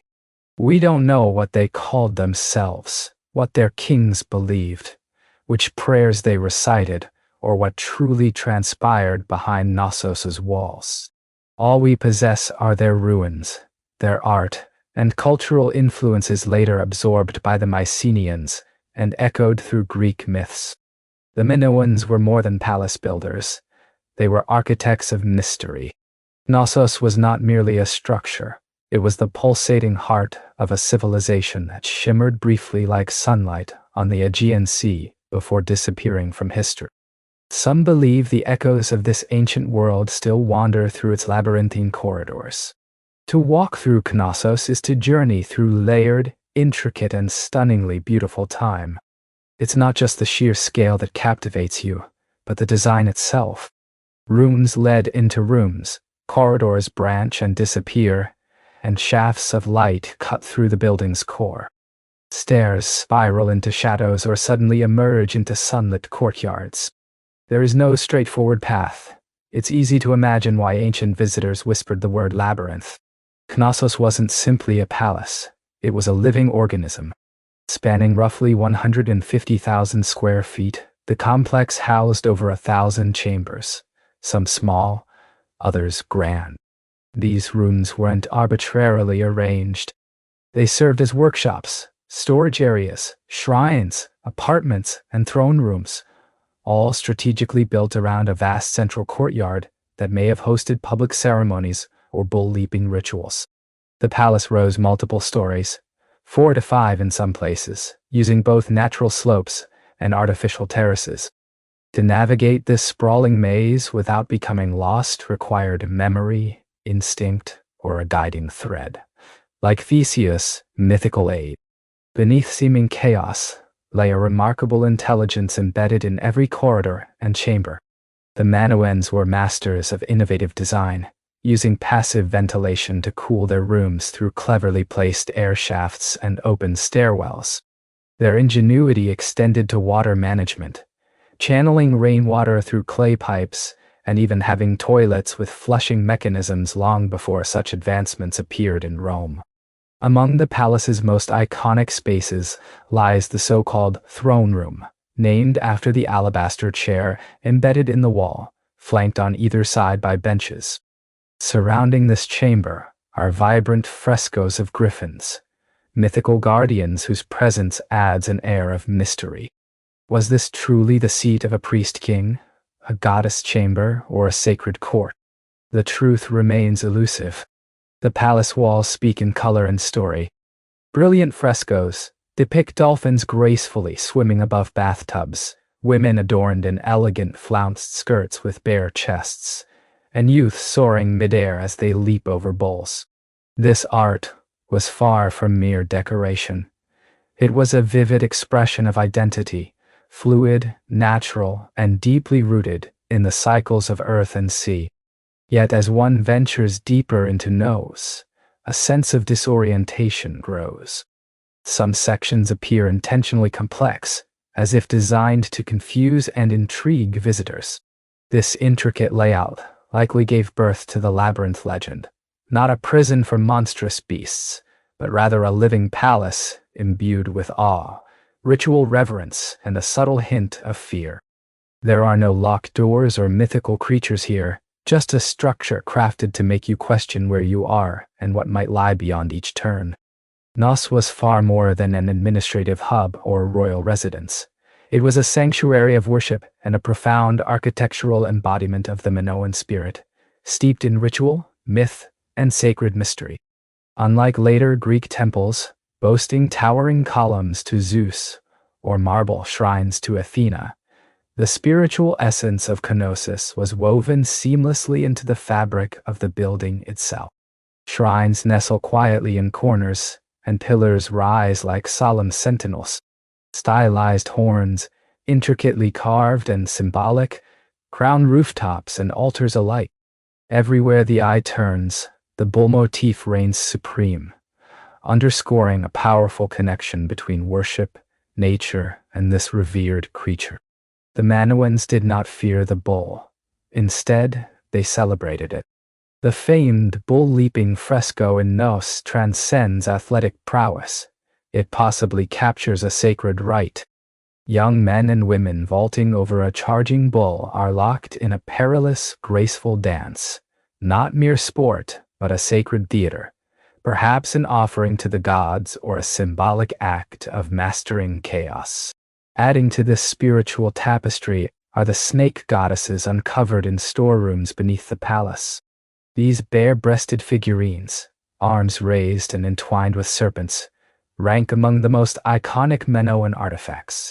Radiating authority, these figures are not submissive idols but potent guardians of the household, fertility, and life itself. For the Minoans, snakes embodied renewal, rebirth, and mystery. Creatures straddling the realms of earth and underworld. The very rooms housing these treasures suggest they were part of household shrines or intimate ritual spaces. Quiet, sacred enclaves tucked amid the palace's bustling heart. When combined with the frescoes, horn motifs, altars, and labyrinthine corridors, the entire complex emerges as a kind of ritual machine, a structure designed not just for living, but for invoking the divine, weaving faith and daily existence into one harmonious whole. The Palace of Nos was far more than a mere residence. It was a sacred sanctuary, a temple that embodied the very essence of divine connection. Unlike many ancient sites, there was no separate centralized temple at Nos because the palace itself served that spiritual purpose. Every element of its design, from the intricate layout to the exquisite artwork, was woven into a spiritual worldview where the lines between the sacred and the everyday life blurred completely. Within those majestic walls, myth and architecture converged. A simple corridor could transform into a pathway to the gods, and the faintest echo resonating through the stone chambers might have been a whispered prayer reaching the heavens. Nos was not merely a home for people, it was a dwelling place for deities. For centuries, this palace stood as a shining beacon of prosperity, innovation, and cultural achievement. Yet, abruptly, something unimaginable took place. By around 1400 BCE, the Grand Palace was deserted, its vibrant frescoes left to crumble and fade, and the mighty Minoan civilization, once rulers of the seas, vanished as if dissolved into the morning mist over the Aya. So, what truly happened? Scholars have long debated numerous theories. Some attribute the collapse to natural disasters. Around 1600 BCE, the volcanic island of Thera, known today as Santorini, erupted in one of the largest explosive events recorded in human history. The intensity of this blast unleashed massive tsunamis that battered the northern coasts of Sit, ravaging ports and fertile farmlands. Ash clouds billowed high into the atmosphere, blotting out the sunlight, suffocating crops and upsetting the climate. Though Knossos, the capital linked to Nos, was not destroyed outright, the eruption's aftermath likely destabilized the region economically, politically, and spiritually. Others suggest warfare played a crucial role. By 1450 BCE, the Mycenaeans, an ascending power from mainland Greece, might have seized the opportunity to capitalize on the weakened Minoan state. Archaeological findings reveal that Nos was briefly re-inhabited, but with a marked cultural shift. The art style grew harsher, and the traditional Minoan script, known as linear A, gave way to linear B, the writing system employed by Mycenaean scribes, died. The palace that once celebrated its snake goddesses and bulldozers now whispered secrets in a foreign tongue. Some historians propose that this takeover was gradual, beginning with trade and cultural influence before culminating in political control, rather than a sudden conquest. Other theories propose that internal factors, such as civil unrest, political instability, or the collapse of the ruling elite, may have contributed just as significantly to Nos's demise. What remains particularly striking is the absence of evidence for widespread violence within the ruins. There are no blackened skeletons, no clear traces of mass slaughter or destruction by fire. Nos didn't fall in chaos or with a shout. It fell silently, almost imperceptibly. The Grand Palace system simply ceased to function. Its chambers grew quiet, sacred rituals halted, and nature methodically reclaimed the land. By the time Homer would recite his epic tales singing of Crete, Nos had already transformed into ancient myth, a tangled memory woven into stories of daring kings, fearsome monsters, and legendary labyrinths. And perhaps that is fitting, because the end of Konos was not defined solely by cataclysmic eruption or foreign invasion. It was a story of time itself, and how even the grandest of civilizations, no matter their beauty or power, must eventually yield beneath the relentless march of new empires. Yet the bones of Nos remain.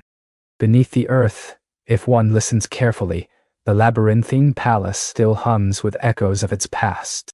For thousands of years, Nos lay buried beneath Cretan soil, relegated to nothing more than a forgotten mound of stones swallowed by olive groves, its once renowned name obscured, its vibrant myths blurred by the passage of ages.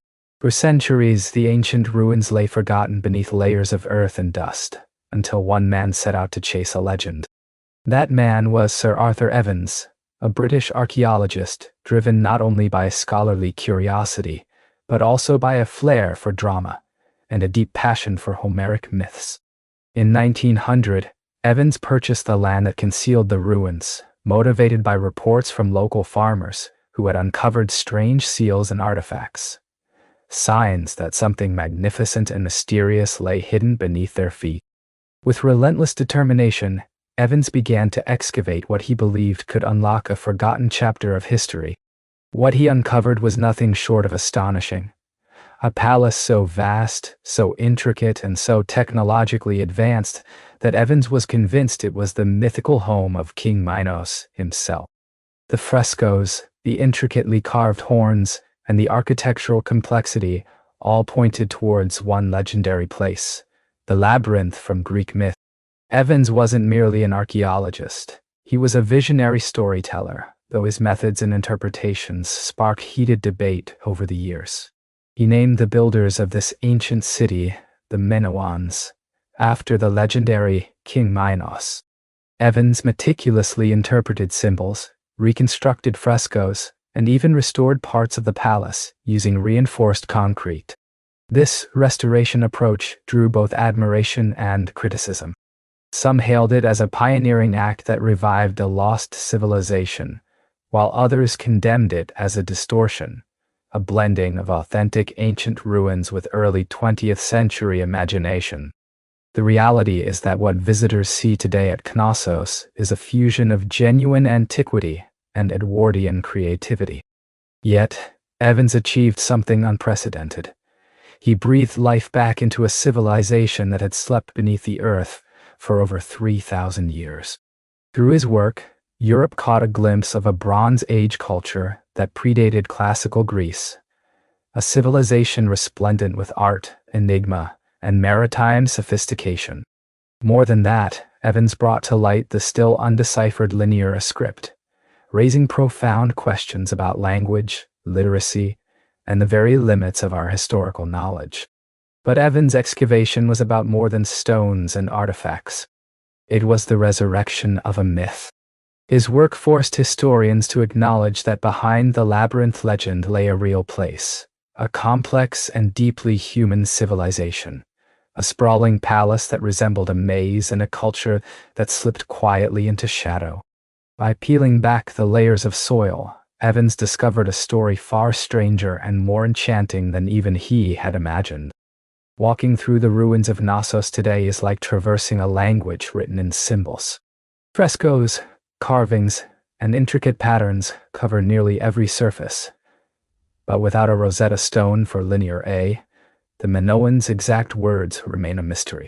Instead, we must interpret their thoughts through the vibrant visuals painted on plaster, the carved walls, and the subtle motifs scattered throughout the palace. What messages were they attempting to convey? The art of Knossos stands apart from other ancient civilizations. There's no focus on warfare here, no heroic battles, no rows of kings or war-scarred champions. Instead, nature takes center stage, dolphins leaping joyously, lilies blooming in abundance, birds soaring gracefully, and sacred bulls depicted with reverence. Human figures are lively and elegant, often shown dancing or engaged in religious rituals. Even scenes hinting at danger radiate with rhythm and beauty. The Minoans did not chronicle conquest. Rather, they celebrated the cycles of life and possibly the order of the cosmos. Perhaps the most iconic symbol ubiquitous throughout Knossos is the double axe, or labyrinth. This emblem appears repeatedly in frescoes, carvings, and artifacts, symbolizing the complex spiritual and cultural beliefs of the Minoan people. Through these vivid remnants, we catch a glimpse of a civilization that valued harmony, vitality, and mystery, and that continues to captivate our imagination to this day.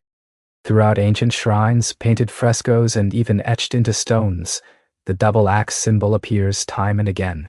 This emblem is widely believed to hold religious significance, possibly linked to female divinity or celestial cycles. Some scholars speculate that the very term labyrinth might originate from the word labis, suggesting that the labyrinth isn't merely a maze or a trap, but rather a house of the double axe, a sacred and revered space. Complementing this are the horns of consecration, stylized representations of bull horns placed atop walls and altars, likely serving as religious markers that distinguished sacred areas from ordinary mundane spaces.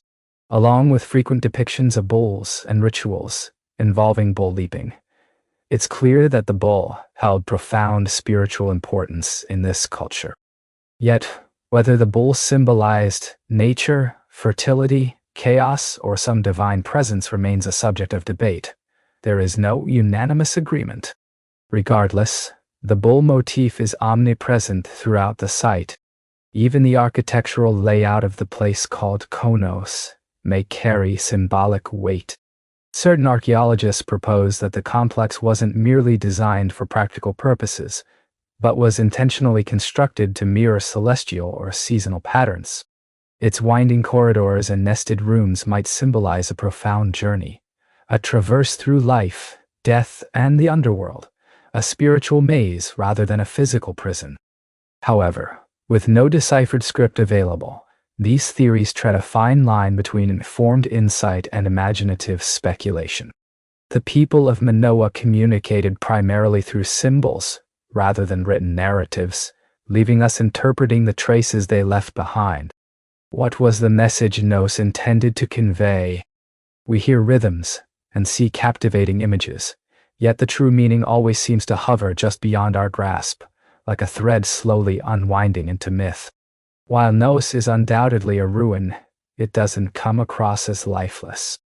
Strolling through its corridors today, an indefinable hum lingers just beneath the surface, not the presence of ghosts or gods, but reverberations of myths, ancient lives, and persistent questions that refuse to fade away.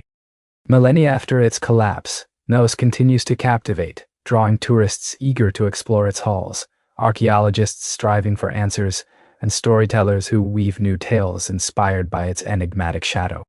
Though the Minotaur remains a legend, the sensation evoked by the labyrinth is undeniably real. We lack knowledge of who governed Nos. No names of kings, queens, or priests survive. We don't know the specific prayers uttered or the codes of law upheld. Yet, from what remains, we discern a devotion to beauty, nature worship, and a sophisticated comprehension of balance, the balance between architecture and art, between ritual and the tangible world. Gnosis predates many famed civilizations and structures. It existed before the Parthenon of Greece, before the grandeur of Rome, before the Hebrew temples or Persian palaces. It was at once a palace and a city housing a temple, and a temple that might have embodied a story. Perhaps this is the essence of the labyrinth, not merely a prison or a puzzle, but a narrative etched into stone, a myth brought to life through architecture. The legend of the Minotaur didn't emerge from nothingness.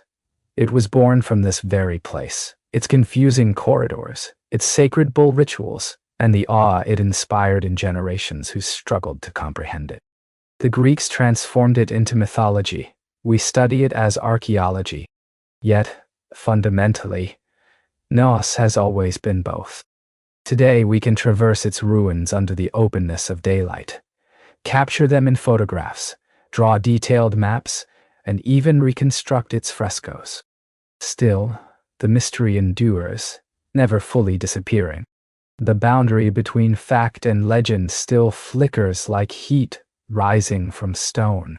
Perhaps that's why the story of Gnosis endures. It doesn't hand us clear answers.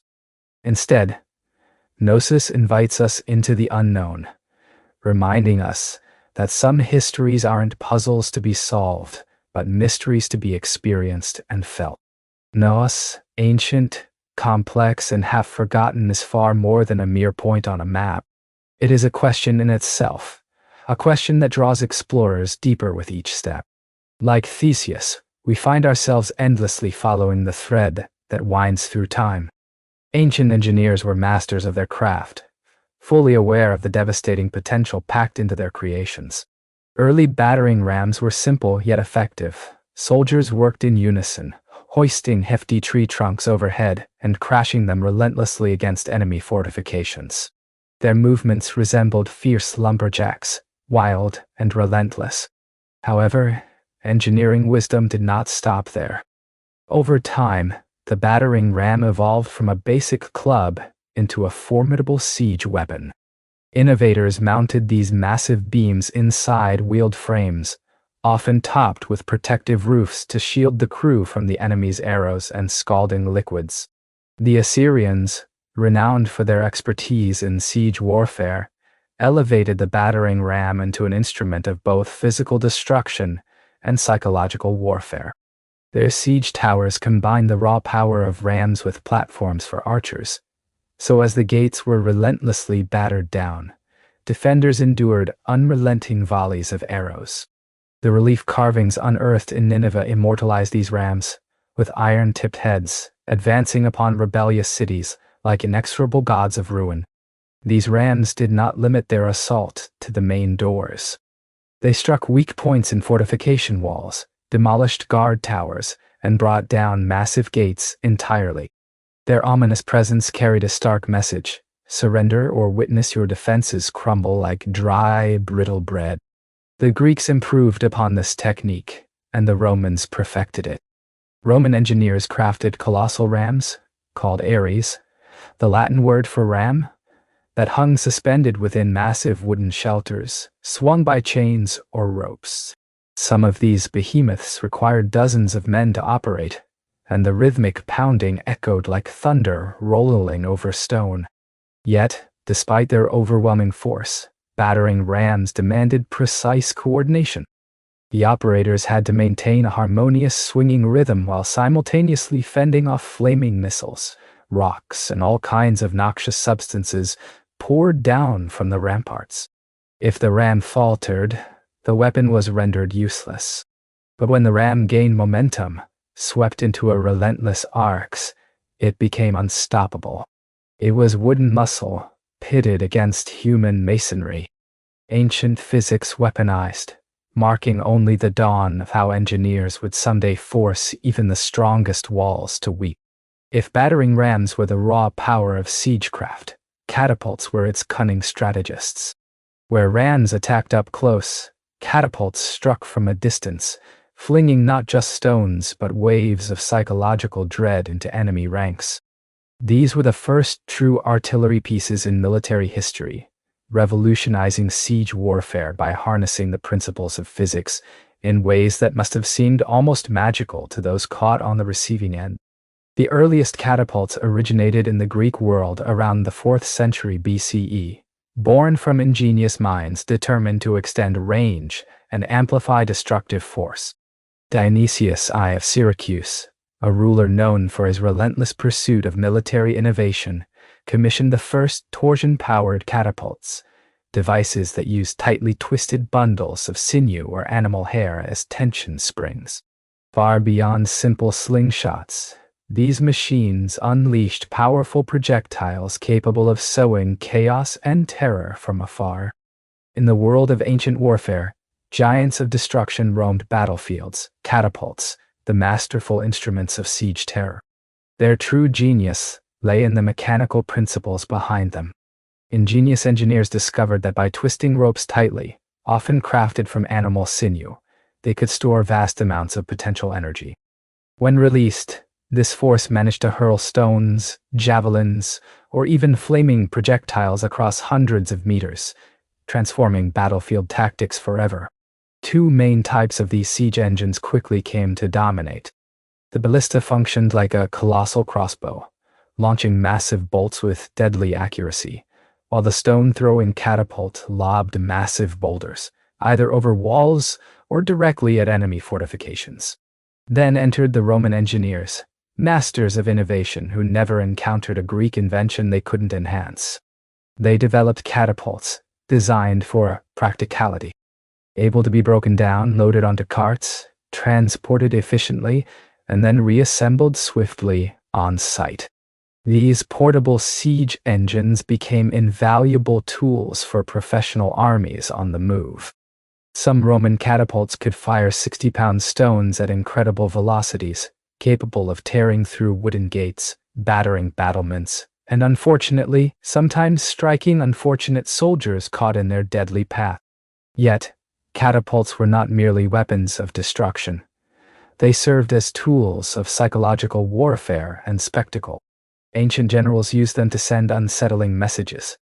Corpses would be launched over city walls to spread disease and invoke panic. Severed heads were hurled into besieged cities, crushing morale through fear. In one harrowing instance, diseased bodies were fired into enemy territory, representing an early and terrifying form of biological warfare. However, catapults were not without their limitations. Their heavy frames required skilled crews to operate effectively, and rough or unsuitable terrain could render them useless. Nevertheless, when expertly positioned, these engines could relentlessly batter cities into submission from a safe distance. For the first time in history, Cities recognized that their thick stone walls no longer only needed to endure the impact of battering rams. They now had to withstand devastation raining down from above, as destruction gained a new, aerial dimension. If the catapult was the clever innovator of ancient siegecraft, then the trebuchet stood majestic and commanding. Towering and creaking ominously, it reigned supreme as the undisputed king of medieval siege warfare. Its presence on the battlefield was more than just a weapon, it was a bold statement. Your walls are no defense here. Distinct from its tension-powered predecessors, the trebuchet relied on gravity. At its heart was a straightforward yet powerful principle. A long swinging arm mounted on a sturdy frame, with a hefty counterweight at one end and a sling holding the projectile at the other. By raising the heavy weight and then releasing it, the arm would whip forward, hurling the projectile in a precise high arc over enemy defenses. This was controlled destruction, predictable, precise, and devastating. The trebuchet's origins trace back to early traction models used by the Chinese as early as the 4th century BCE, where manpower replaced the counterweight mechanism. However, the counterweight trebuchet, the transformative design that reshaped siege warfare across Europe and the Islamic world, emerged in the 12th century, probably through Byzantine or Muslim intermediation. Once Europe adopted this design, it spread swiftly throughout castles and crusades alike. The raw power of a well-built trebuchet was staggering. It could launch projectiles weighing as much as 300 pounds over distances exceeding 300 meters. Stones the size of furniture would crash into towers, pulverize walls, and shatter not only physical structures, but the morale of defenders. This weapon didn't merely break down fortifications, it demolished the very will to resist. The true marvel of medieval siege warfare lay in the trebuchet. Unlike catapults, trebuchets could launch projectiles with such precision that they flew effortlessly over walls. This capability meant they didn't just batter fortifications. They struck deep into courtyards, barracks, and supply deposits within the enemy's stronghold. And the ammunition wasn't limited to mere stones. Trebuchets hurled diseased animals to spread plague, pots of burning pitch to ignite chaos, lime to blind defenders, and even messages or insults cleverly wrapped around rocks to demoralize the besieged. One legendary tale from the siege of Stirling Castle in Scotland tells of the Werewolf, a colossal trebuchet so intimidating that the enemy surrendered before it was ever even fired. Yet, the king refused to accept surrender immediately because he wanted to witness the werewolf in action. Despite its formidable power, the trebuchet was no speedy weapon. It demanded hours to assemble, took precious minutes to reload, and required the skills of expert engineers. Still, no other siege engine of its time could match its unique combination of range, sheer force, and psychological terror. It was like a slow-motion hammer descending from the heavens. Whenever that massive counterweight dropped, entire cities held their breath in suspense and dread. While catapults hurled missiles from a distance and battering rams relentlessly smashed gates, siege towers brought a more direct and intimidating threat to the battlefield. These massive wooden structures rolled up to the enemy's front line and delivered heavily armed invaders right onto the battlements themselves. Picture a towering wooden skyscraper mounted on wheels, shrouded in wet hides to resist fire, packed with archers and spearmen ready to unleash fury. Siege towers combine the defensive strength of a fortress with the mobility of an armored personnel carrier. When one rumbled toward your city walls, it signaled that the real and brutal fight was about to begin. Siege towers were never subtle. They were enormous, imposing, and terrifyingly effective when employed skillfully. The Assyrians likely pioneered their use as far back as the 9th century BCE, but it was the Greeks, and especially the Hellenistic kingdoms, who pushed their design to dramatic heights. During the Siege of Rhodes in 305 BCE, the renowned Macedonian general Demetrius built a staggering 9-story tower called the Heliopolis, or Taker of Cities. Standing over 100 feet tall and equipped with catapults, iron plating, and propelled by thousands of soldiers, it was an engineering marvel. However, it was so massive that it ultimately collapsed under its own weight. Yet, the ambition behind it was unparalleled. The logic behind siege towers was brilliantly straightforward. City walls were effective only as long as attackers couldn't climb over them. These towers gave attackers an elevated platform from which to safely descend onto the battlements, bypassing the need to smash through gates or scale dangerous ladders. From the top deck, archers could shower defenders with deadly arrows, while troops on the lower levels prepared to storm the walls.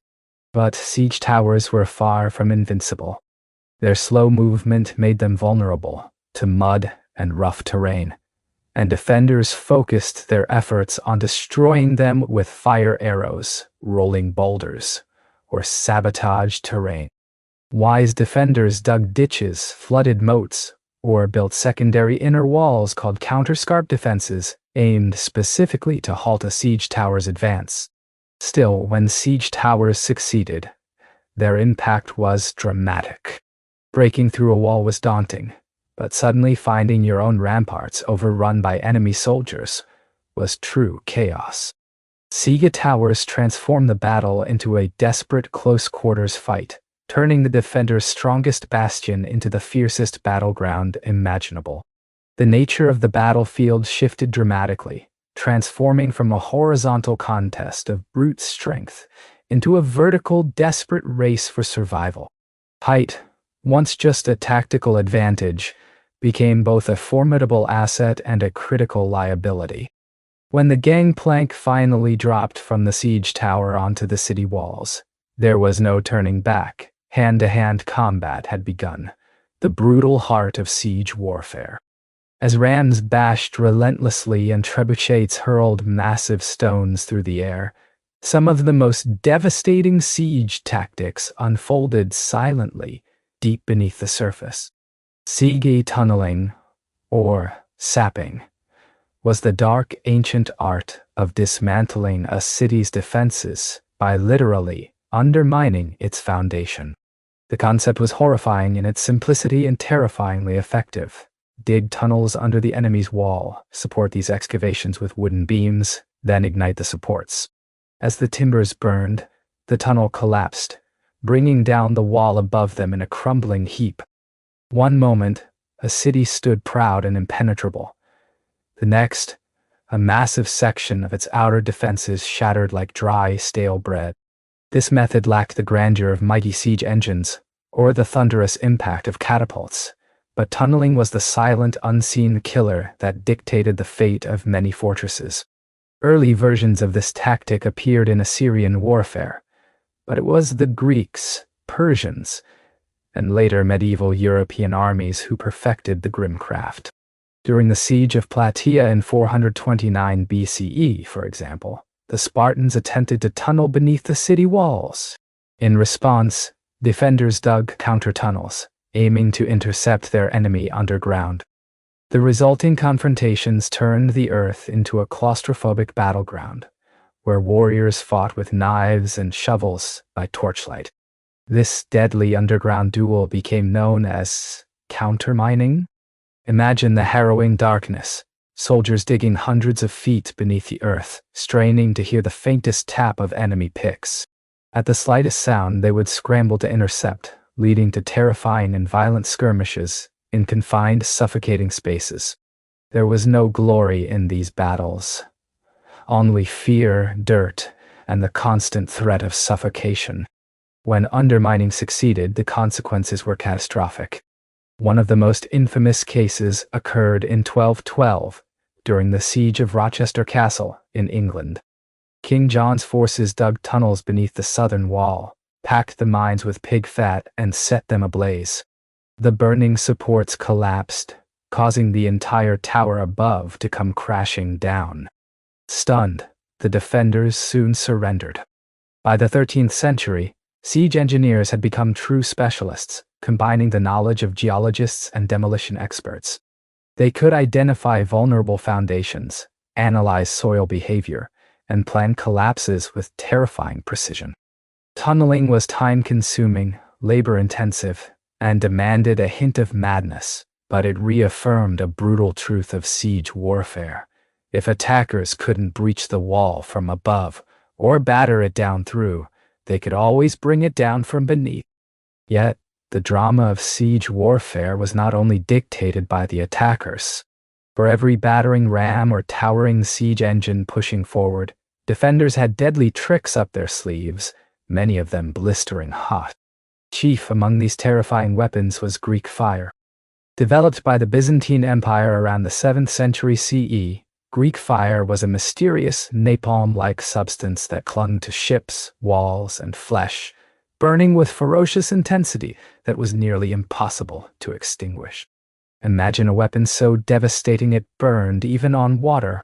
This was a tool of pure chaos, hurled from siphons or clay pots, enveloping everything it touched in flames. The exact formula? Lost to history, buried with the empire that wielded it. Yet, its legend lives on. Fleets reduced to skeletal remains engulfed in fire within mere minutes. But that was just the opening act in ancient siege defenses. In the arsenal of more straightforward tactics, boiling liquids ruled the day. Defenders would pour scalding water, oil, or sand from murder holes, those narrow apertures in the ceilings of gateways or towers, right onto the attackers below. Oil fueled a deep-seated fear. Unlike water, it clung relentlessly to skin and armor, soaking through layers before igniting. Picture yourself scaling a siege ladder only to be met with flames that could never be extinguished. Hot sand, while less flashy, was equally brutal. It slipped into the tiniest gaps of armor, around the neck, wrists, anywhere exposed, and cooked the flesh beneath with second- and third-degree burns. Though it lacked dramatic flair from afar, its effects were swift and crippling, turning fierce warriors into agonized cries. Defenders didn't stop there. They harnessed the relentless force of gravity, turning it into an unforgiving weapon. From the high walls and parapets, they dropped massive stones, uprooted trees, and even deceased animals onto siege engines or tightly packed enemy troops. The objective? Not merely to kill, but to shatter machines and crush the attacker's spirit. And then came the deadly puzzles. Hidden pits, collapsing bridges, and spiked barricades transformed castles into labyrinths of pain, designed to slow, confuse, and punish any would-be conquerors. Why all this effort? The aim was to delay. Every minute a wall stood longer meant enemy supply lines grew strained, disease festered within camps, and precious reinforcements moved closer. Siege warfare was a harsh dance of attrition, where attackers relied on raw force and the laws of physics, while defenders fought with inventiveness and a furious resolve. But the siege wasn't won through destruction alone. Psychological warfare was equally crucial. Siege weapons became monstrous, creaking, flaming emblems of inevitable doom. The grinding wheels of siege towers, the soaring arcs of trebuchet stones, all carefully crafted to implant a single terrifying idea within the defenders. You are not safe. Ancient commanders grasped this psychological edge. The Assyrians flaunted their siege engines with grand parades, dragging these instruments of death across harsh deserts amidst triumphant fanfare. Romans took it further, building siege camps in plain sight of their foes, allowing defenders to witness battering rams coming together and catapults being tested, amplifying dread. In this theater of war, fear was as much a weapon as stone and flame. Sometimes, the very projectiles carried stark messages. Severed heads of messengers or generals, still armored, were launched over walls, grim warnings of the fate awaiting resistance.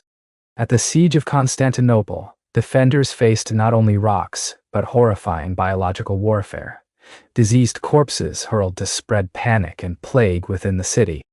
And during the Mongol siege of Kaffa in 1346, historical evidence suggests that plague-infected bodies were catapulted over ramparts, turning the siege into a deadly battle of pathogens as well as steel.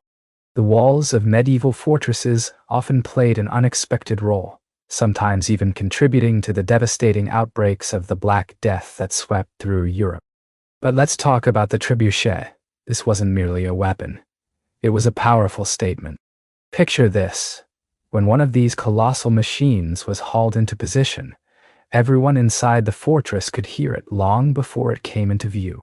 The creaking of winches, the grinding of ropes, and the heavy thunk of the counterweight created a rhythmic sound that felt like the heartbeat of an impending storm.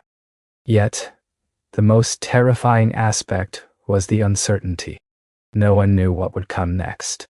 Would it be a massive stone hurled with deadly force, a blazing barrel set ablaze and launched into the walls, a cascade of arrows raining down, or just an eerie, heavy silence?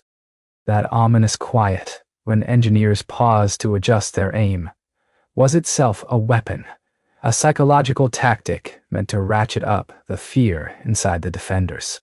Even the sounds of siege warfare were designed to weaken the enemy's resolve. The steady rhythm of a battering ram striking the gates, or the sudden hush before a projectile was launched, played with the minds of those behind the walls. For commanders, the goal was as much mental as it was physical. To instill despair, to convince defenders that resistance was futile, that their gods had forsaken them, and that their defenses were merely temporary hurdles on the path of inevitable defeat. Once that psychological barrier broke, the fortress gates often opened without a fight. Because in siege warfare, it was often the mind that crumbled first, even before the stone walls. Then came the late medieval era, and with it, the roar of gunpowder on the battlefield. The era of traditional siege engines faded slowly but irreversibly. Their legacy, however, transformed and endured. Cannons emerged as game changers. A single, well-aimed shot could accomplish in moments what a trebuchet might labor hours to achieve. Those stone walls, once deemed impenetrable, suddenly became deadly weaknesses. By the 15th century, Europe's grand castles weren't simply felled by fire or undermining, but shattered by iron cannonballs smashing through their very defenses. Siege warfare entered a new, brutal, and thunderous phase. Yet, despite this evolution, ancient siege engineering principles remained foundational. Modern artillery owes a profound debt to the catapult and the trebuchet. Every ballistic missile, every long-range howitzer is, in essence, a high-tech heir to the ancient question: how do you break what was built to be unbreakable from a distance? The essential knowledge of physics, trajectory, tension, and force was discovered, tested, and refined long before gunpowder was ever part of the equation. Even contemporary military psychology, shock and awe, overwhelming firepower, displays of visible dominance, traces back to these ancient tactics. Those towering siege engines, adorned with fluttering flags as they rolled forward, were the original embodiment of shock and awe. Their purpose extended beyond just breaching walls. They aimed to shatter the spirit of an entire city. Their influence still echoes in the ruins scattered across the ancient world. At Masada, the Roman siege ramps scar the desert, silent witnesses to brutal confrontations. In Constantinople, layers of walls stood resolutely for 1,000 years against every imaginable machine, only to finally succumb under relentless cannon fire. Across Europe's castles, round towers and angled bastions tell tales of a perpetual arms race, continual redesigns and adaptations aiming to survive the next siege. And even today, in an age dominated by drones and satellite-guided missiles, the essence of siege warfare remains alive and relevant, evolving yet rooted deeply in the tactics and technology of centuries past. Sieges haven't disappeared, they've simply shifted into the digital realm. Cities remain surrounded, defenders stand isolated, but now walls have transformed into firewalls, digital blockades, and even media blackouts. Yet, the essence of siege endures. One side strives to breach, the other fights to hold firm. Both are ready to wait, fortify, and break through obstacles to claim victory. While battering rams are relics and trebuchets belong in museums, the fierce spirit of siege warfare lives on, more powerful and destructive than ever.